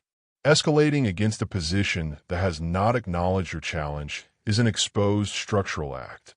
It communicates that the first challenge was insufficient and more energy must be spent. Every additional unit of energy spent is additional structural disclosure. Most people do not escalate. The structural cost of escalating against acknowledged silence is too high. Reactive enforcement versus preset expectation. Reactive enforcement is the act of responding to violations after they have occurred. The violation happens. The response follows. The structural problem with this sequence is its direction. The violation leads. The authority follows. In every exchange where authority follows violation, authority is demonstrably reactive. Demonstrably reactive authority is authority that can be led. Preset expectation reverses the sequence. The structural condition exists first. The behavior occurs second, shaped by the pre-existing condition. Authority leads. Behavior follows. Prevention outranks victory. Because victory is a response. Prevention is a structure. Responses must be repeated every time the triggering condition appears. Structures operate continuously without repetition. The confrontation you never had cost nothing. It disclosed nothing. It produced no resentment. It left no structural record of your thresholds, your reactions, or the conditions under which your position requires defense. It simply never occurred, because the architecture made it structurally unnecessary. Chapter 12. Invisible pressure is anticipatory. Others adjust before action is taken. This is the end point of the structural logic that has been building throughout this book. Not the loudest expression of it, the heaviest one. Pressure felt but not announced. Influence that operates before the influence is applied. Behavioral adjustment that occurs in the other party before any observable cause has been introduced. This is not a description of technique. It is a description of the structural state that accumulates from consistent practice of every principle that precedes it. The structural position that does not argue, does not elaborate, does not escalate, does not respond to every input, does not release information under pressure, does not require the environment to change in order to remain stable. That position generates a field. The field is invisible. It has no announcement, no assertion, no declaration of authority. But it reshapes the behavioral landscape of everyone operating near it. Room calibrates around unspoken limits. This is the social mechanics of a structural position that has been established over time with consistency. The people in the environment do not receive explicit instruction about the limits of the position. They receive behavioral signals, accumulated behavioral signals over repeated interactions. Those signals build a structural map. The map has features. Here is the range of this position's engagement. Here is where the engagement ends. Here is the region of the exchange that produces nothing from this party. Here is the region that produces response. Here is the structural cost of entering the wrong region at the wrong time. This map is not conscious. It is structural intuition accumulated from behavioral data.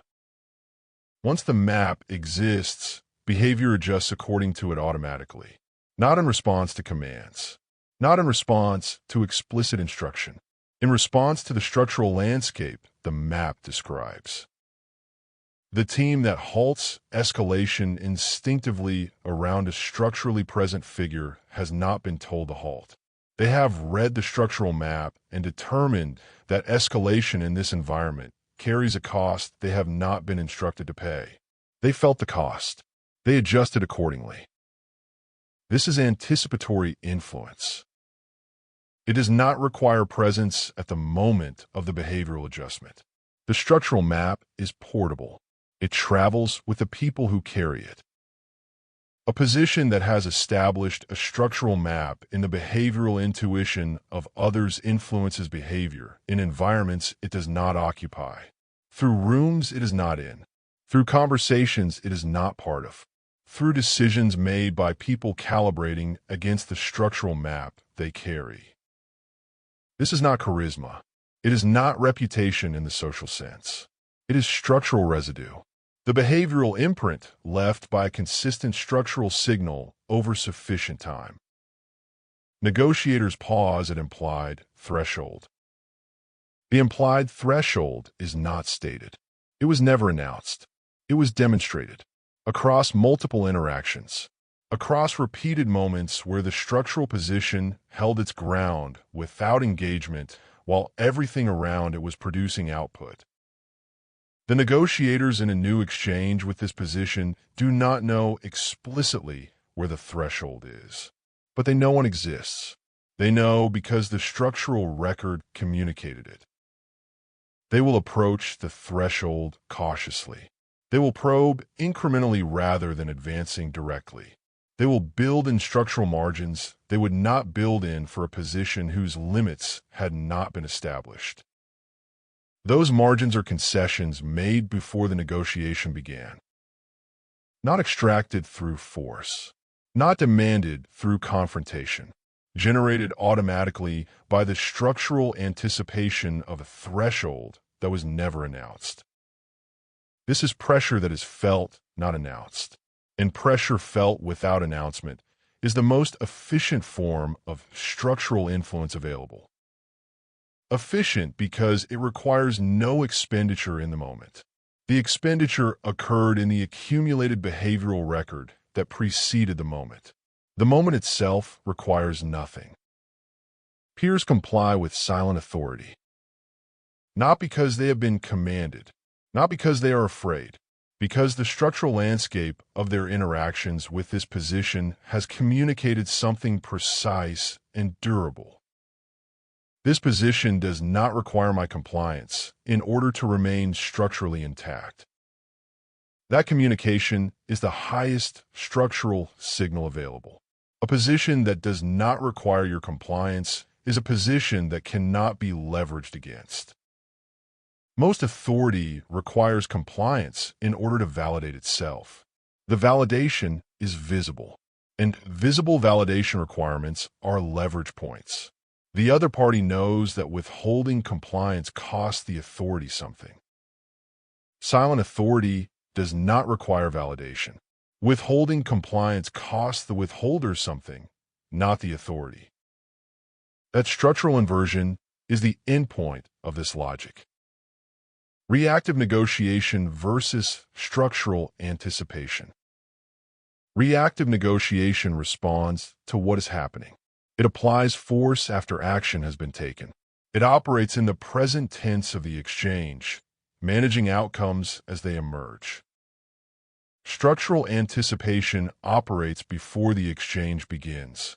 It has already shaped the conditions. It has already established the behavioral map that the other party is navigating. It is operating in the past tense of the present moment. The influence was applied before you arrived. This is not a description of strategy. It is a description of the structural state produced by consistent application of the principles in this book over sufficient time. Force after action is always more expensive than influence before. Force after action requires energy, visibility, and exposure.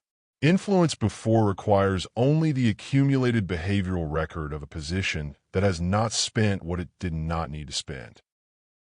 The person who has not argued, who has not escalated, who has not explained under pressure, who has not responded to every provocation, who has not released information to resolve other people's ambiguity, who has not required the environment to change to remain stable. That person has been accumulating. The accumulation is structural capital. Structural capital is the behavioral residue of consistent non-expenditure. It does not appear on any record.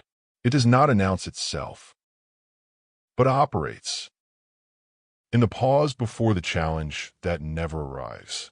In the concession made before the negotiation opens. In the room that orients before anyone has spoken. In the decision altered by someone calibrating against a structural map they cannot name.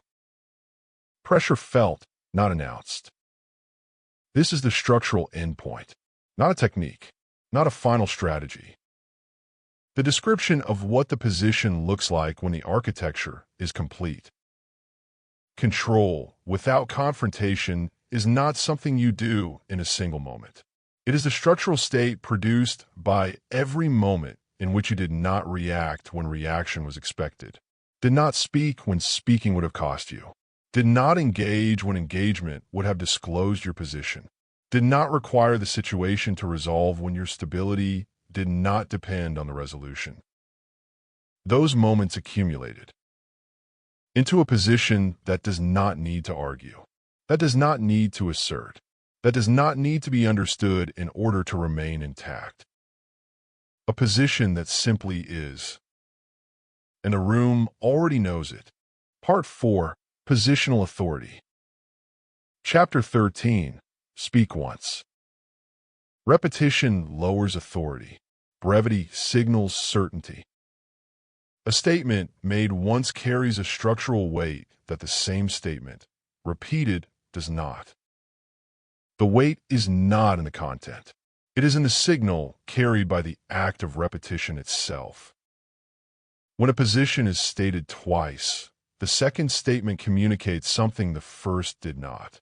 It communicates that the first statement did not complete its function, that the position required reinforcement, that the silence or resistance that followed the first statement was enough to activate additional output.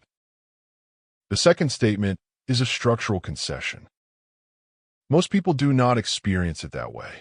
They experience it as emphasis, as clarity, as the reasonable act of making sure they have been understood. The structural signal received is different from the intent transmitted. The signal received is, that silence cost me something. The silence was enough to move me from my position, not to abandon it, but to return to it with more output. And more output is a form of movement. Movement reveals investment. Investment reveals dependence. Dependence reveals the exact location of leverage. Re-explaining invites negotiation. This is the structural consequence that compounds across time. A single instance of re-explanation may pass without structural damage. A pattern of re-explanation establishes a behavioral contract. The contract is not declared. It is inferred from the behavioral record. The record says, silence or resistance following a statement from this person will produce more output from them. Apply silence or resistance and receive elaboration. Apply more silence and receive more elaboration. Once the contract is established, the other party does not need to challenge directly. They simply need to wait. The silence does the work. The re-explanation follows. Consider what restating a decision multiple times communicates. The decision was made. It was communicated. Resistance appeared. The decision was restated. More resistance appeared. The decision was restated again with additional context. What has occurred structurally? The decision is the same. The authority behind the decision has not. Each restatement has communicated that the decision requires maintenance. Required maintenance means the decision would not survive without it. A decision that would not survive without maintenance is a decision that is structurally dependent on continued assertion. Structurally dependent authority is negotiable authority, and negotiable authority invites continued negotiation. The person who made the decision 3 times has not enforced it 3 times. They have weakened it 3 times. Each restatement was a signal that the previous statement had not been sufficient. Insufficient statements can be weighted out. Repeating a boundary unnecessarily is the same structural mechanism applied to personal limits. A boundary stated once and held through behavioral consequence does not require restatement. The consequence communicates the boundary more effectively than any verbal restatement. But a boundary restated, particularly a boundary restated with increasing intensity, communicates something that undermines the boundary itself. It communicates that the boundary exists inside the verbal statement, that without the verbal statement, the boundary does not operate. A boundary that requires verbal maintenance can be tested by allowing the maintenance to exhaust itself. Wait for the restatement to stop, then test. One statement versus repeated persuasion. These are not the same act performed at different intensities. They are structurally different events.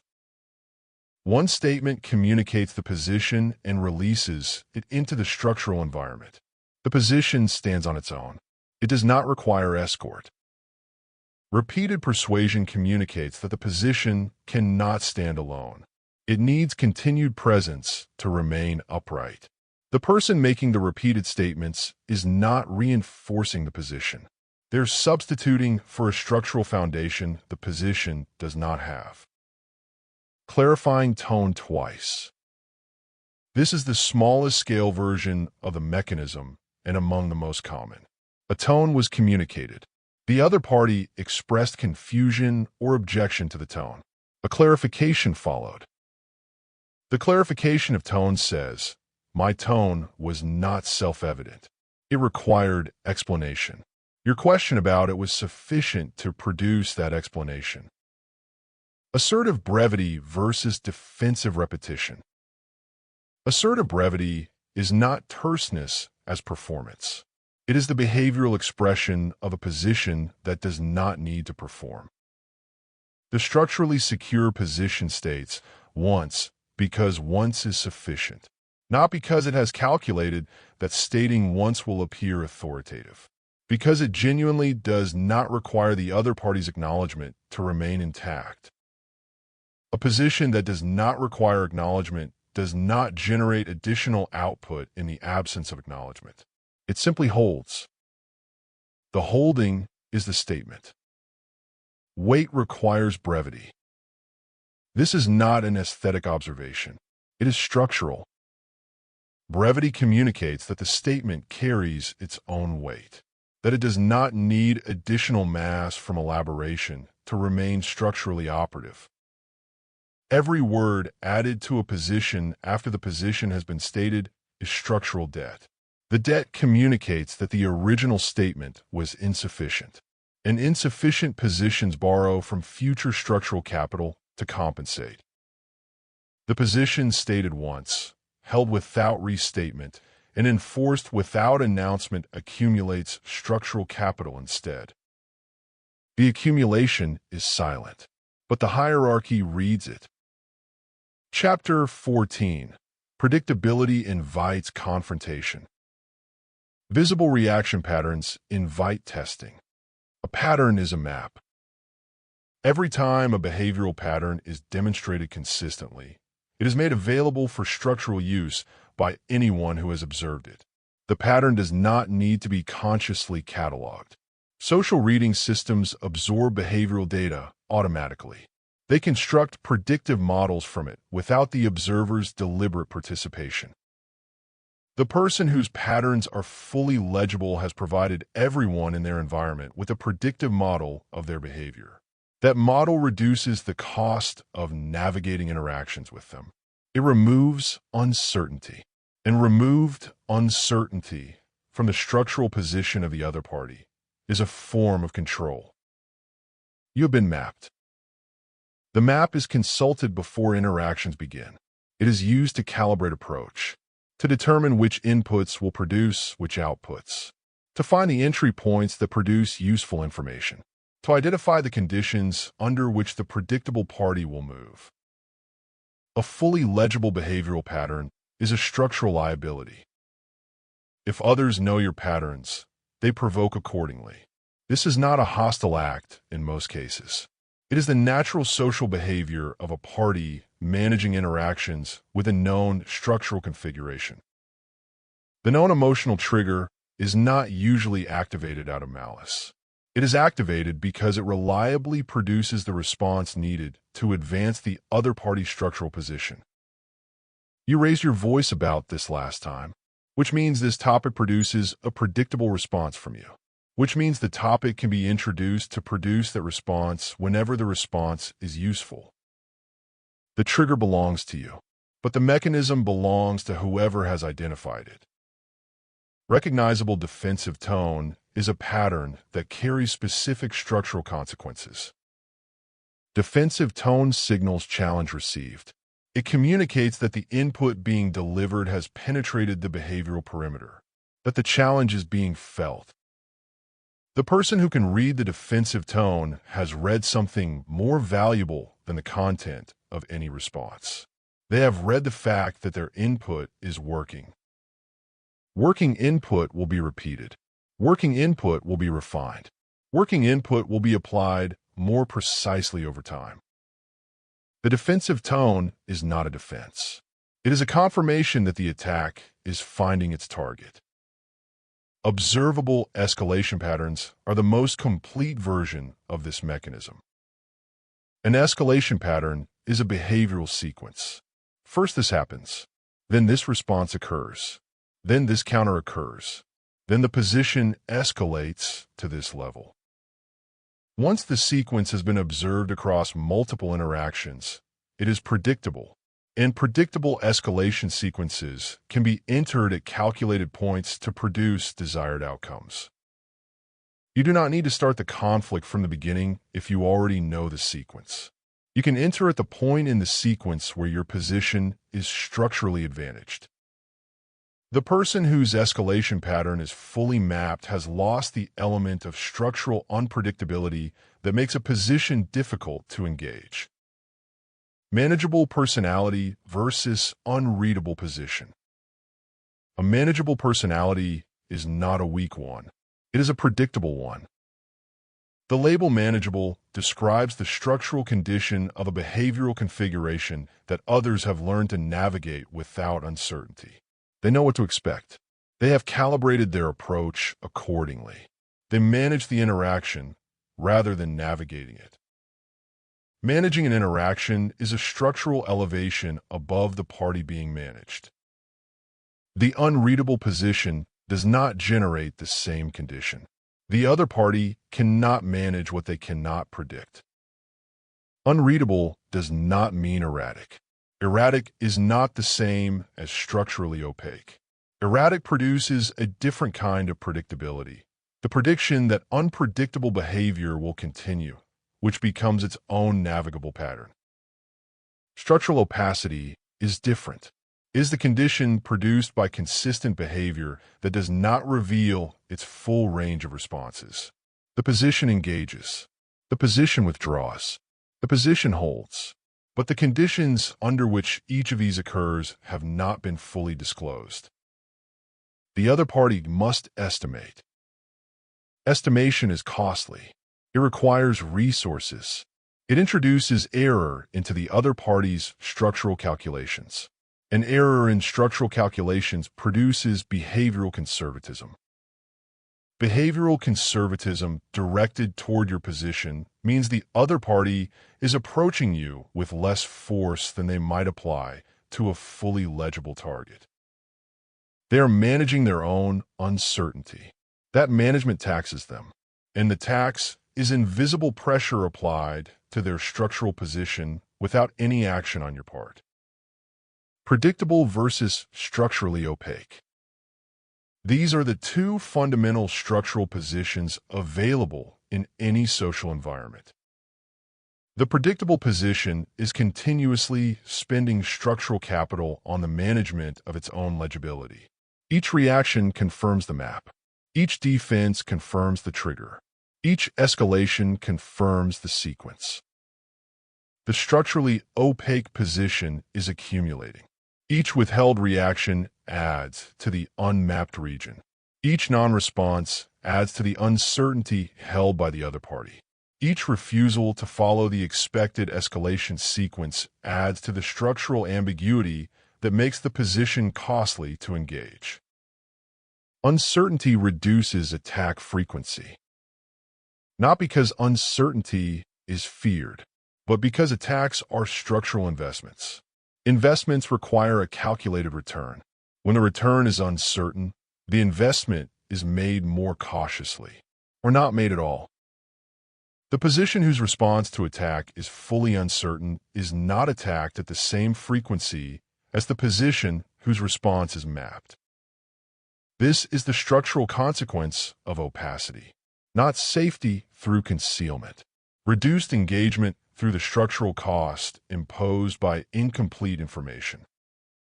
The cost is borne entirely by the other party. You pay nothing for their uncertainty. You simply decline to resolve it for them. Chapter 15. The Waiting Advantage. The strongest position does not rush resolution. Resolution feels like the end of pressure. Most people move toward resolution because the pressure of unresolved situations is uncomfortable enough to generate movement. Movement toward resolution. Movement that takes the form of concession, clarification, or engagement. The movement is experienced as agency. The structural effect is exposure. Every move toward resolution before resolution is structurally necessary communicates one precise fact. The pressure cost me enough to move. That cost is information. Information about the threshold at which discomfort produces behavioral output. Information about the conditions under which this position can be moved. The position that does not rush resolution does not produce this information. It holds, and the holding communicates. The pressure has not reached the threshold, or communicates something heavier. That there is no threshold within the range of pressure currently being applied. Rushing closes leverage. The leverage that exists in an unresolved situation is a finite structural resource. It exists as long as the situation remains unresolved. The moment resolution is reached, the leverage that resided in the unresolved state is extinguished. The party who rushes to resolve has closed their own leverage, not because they made a bad decision, because they made a decision before the leverage had been fully applied. Leverage is most potent when the other party has felt it for the longest duration. Duration allows the pressure to accumulate. Accumulated pressure generates movement. Movement generates concession. Cut the duration short, and the pressure has not accumulated to its structural maximum. The concession generated reflects a fraction of what a longer duration would have produced. Immediate answers invite negotiation. The immediate answer eliminates the ambiguity of the unresolved moment. The other party needed an answer. You provided one immediately. The need was resolved before it could cost them anything. The structural consequence is a pattern. This position provides answers before the cost of not answering accumulates. Approach with questions. Approach with demands. The answers will come quickly. The immediate answer has established the behavioral contract. And a behavioral contract that favors the other party will be exercised until it is revised. Negotiation silence is the structural mechanism most consistently misread in high-stakes exchanges. A position has been stated. An offer has been made. A question has been posed. The room waits. The waiting party reads silence as uncertainty, as processing, as the preliminary to a response. Silence is none of those things from the structural position of the one holding it. Silence is the condition under which the other party must manage their own investment in the outcome without assistance. They made the offer. The offer has a cost attached to it. Every moment the offer is not acknowledged, the cost continues to accumulate on their side of the exchange. Did the offer land? Was it too low? Too high? Is silence rejection or deliberation? None of these questions can be answered from inside the silence. They must be managed without resolution. The management of unresolved questions is pressure. Pressure without a clear target accumulates inward. Accumulated inward pressure produces movement. The movement comes in the form of follow-up, a clarification, a revised offer, a concession introduced before the original offer has been formally declined. Silence produced a structural outcome without a single word of argument. Delayed concessions operate on the same principle at the scale of the entire exchange rather than the individual moment. A concession made immediately after a request reads as a structural response to the request. The other party asked. You adjusted. The causal connection is clear, and a clear causal connection between their request and your concession has established a mechanism. Ask, receive. A concession made after a significant delay does not carry the same structural signal. The delay breaks the causal link. The concession arrives not as a response to their pressure, but as a structural development on your own timeline. The other party cannot confirm that their pressure produced the concession. They must manage uncertainty about what produced it, and that uncertainty reduces their confidence in the mechanism. A mechanism whose reliability is uncertain is used with less frequency. Unanswered pressure points. A pressure point is a structural vulnerability that the other party has identified and is applying force to. The expected response is movement. The unanswered pressure point produces a structural fracture in the other party's approach. They applied force to a location they assessed as vulnerable. The force produced no visible output. This outcome communicates two structural possibilities.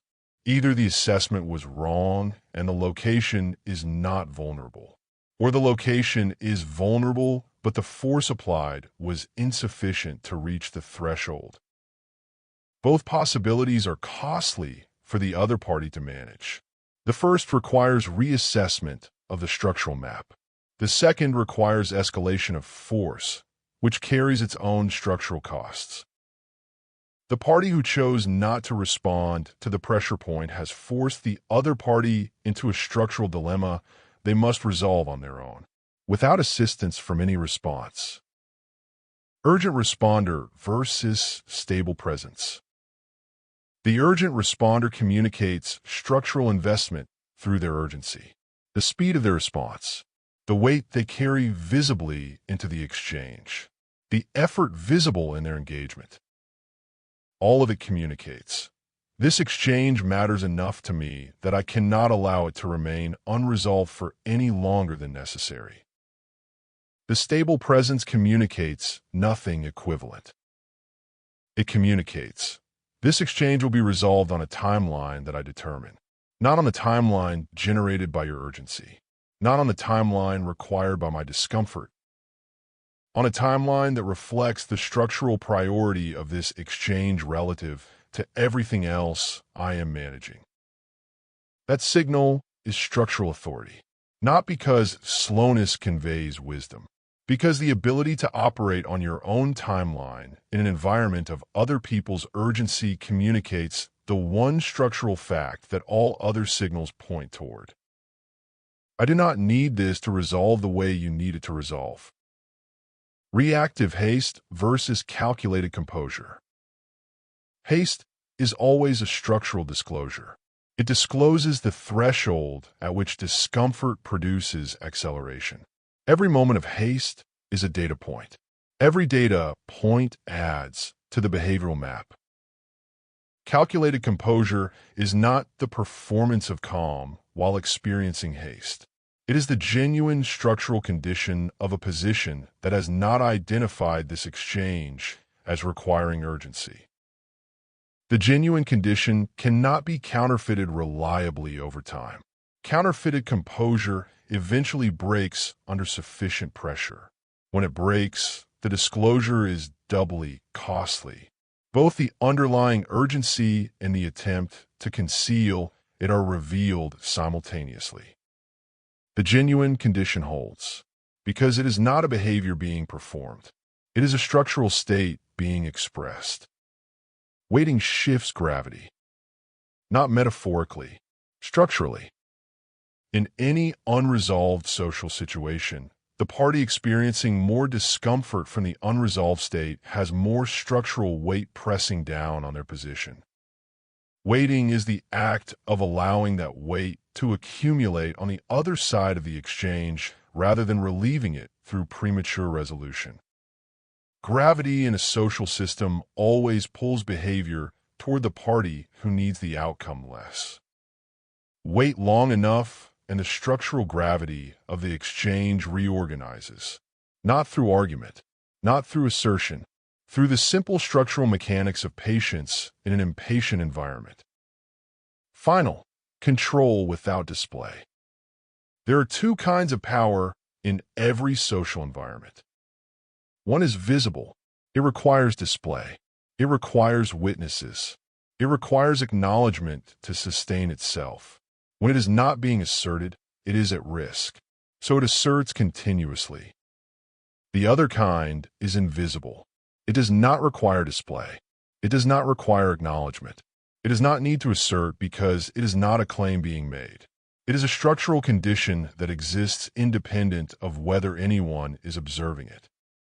These are not different intensities of the same thing. They are structurally different phenomena. Visible power is confrontation made permanent. The confrontation never ends because the authority requires a continuous demonstration. Every challenge must be met. Every resistance must be overcome. Every display must be renewed. The structural cost of visible power is total. It consumes the resources required to maintain it. It generates the challenges it must continuously suppress. It invites the resistance that confirms the need for its own escalation. It is a system that produces, sustains, and consumes itself. Invisible power operates on different mechanics. It does not generate challenges at the same frequency because it does not announce the location of its edges. It does not require continuous demonstration because it is not a performance. It does not consume resources on suppression because it has not created the conditions that require suppression. It reshapes behavior, quietly, consistently, without confrontation as the instrument. Visible power invites challenge. Every display of visible power is a structural declaration. Here is my position. Here are its edges. Here is the kind of pressure I respond to. Here is what I look like when challenged. Challenge is the natural response to a declared position. Not because others are hostile, because declared positions are structural targets. Every declared position has edges. Every edge is a structural entry point. Every entry point is available. The person who has displayed their power has placed a target on their position. The display is the target. Invisible power reshapes behavior. It does not place a target. It does not declare edges. It does not announce the conditions under which it can be reached. It operates through the structural residue accumulated across every interaction in which it did not behave as expected, did not react when reaction was expected, did not escalate when escalation was offered, did not explain when explanation would have been welcomed, did not concede when concession would have ended the discomfort. Each of these non-events left a structural imprint. The imprint accumulated into the behavioral field that others navigate without naming, into the structural map that shapes approach before a word is exchanged, into the invisible pressure that produces concession before negotiation opens, into the authority that the room recognizes without being able to locate its source. You have been moving through this logic for the entire length of this book, and something has shifted. Not toward aggression, not toward domination in the visible sense, not toward a harder version of what you were before, toward stability. The shift is structural.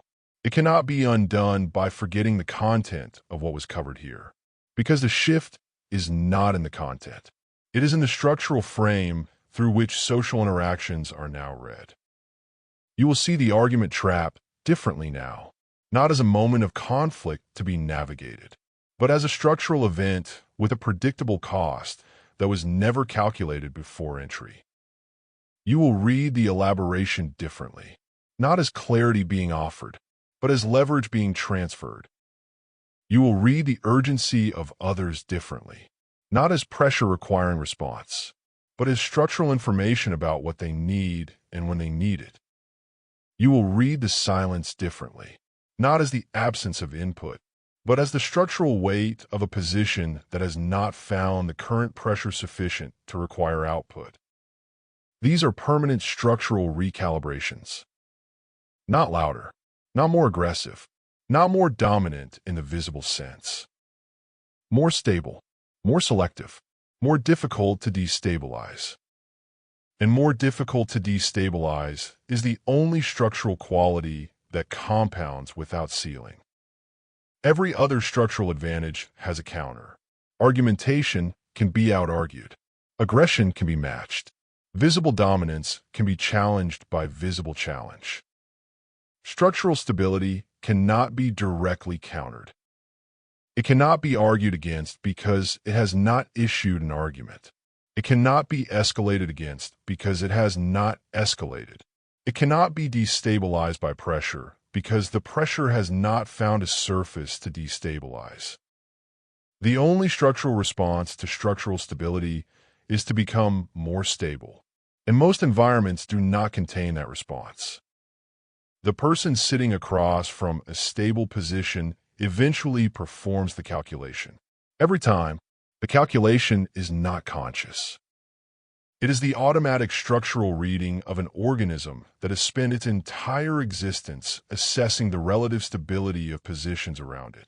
The assessment is, this position costs more to move than the yield of moving it justifies.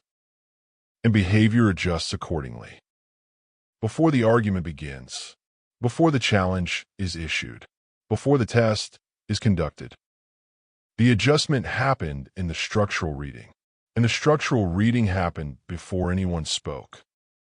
This is the end point, not a technique to apply in the next difficult conversation, not a strategy to carry into the next negotiation. A structural shift that has already altered the frame through which every subsequent interaction will be processed. The confrontation you will not have next week. The argument that will not start because the frame was already in place. The challenge that will not be issued because the structural map communicated the cost before the attempt. None of these will announce themselves. There is no moment where the structural shift becomes visible. There is only the persistent absence of the friction that was once present, and the deepening awareness of how much that friction was self-generated. Control is never established in confrontation. It is established in the structural conditions that existed before confrontation became an option. The strongest position does not argue. It waits, and the room moves.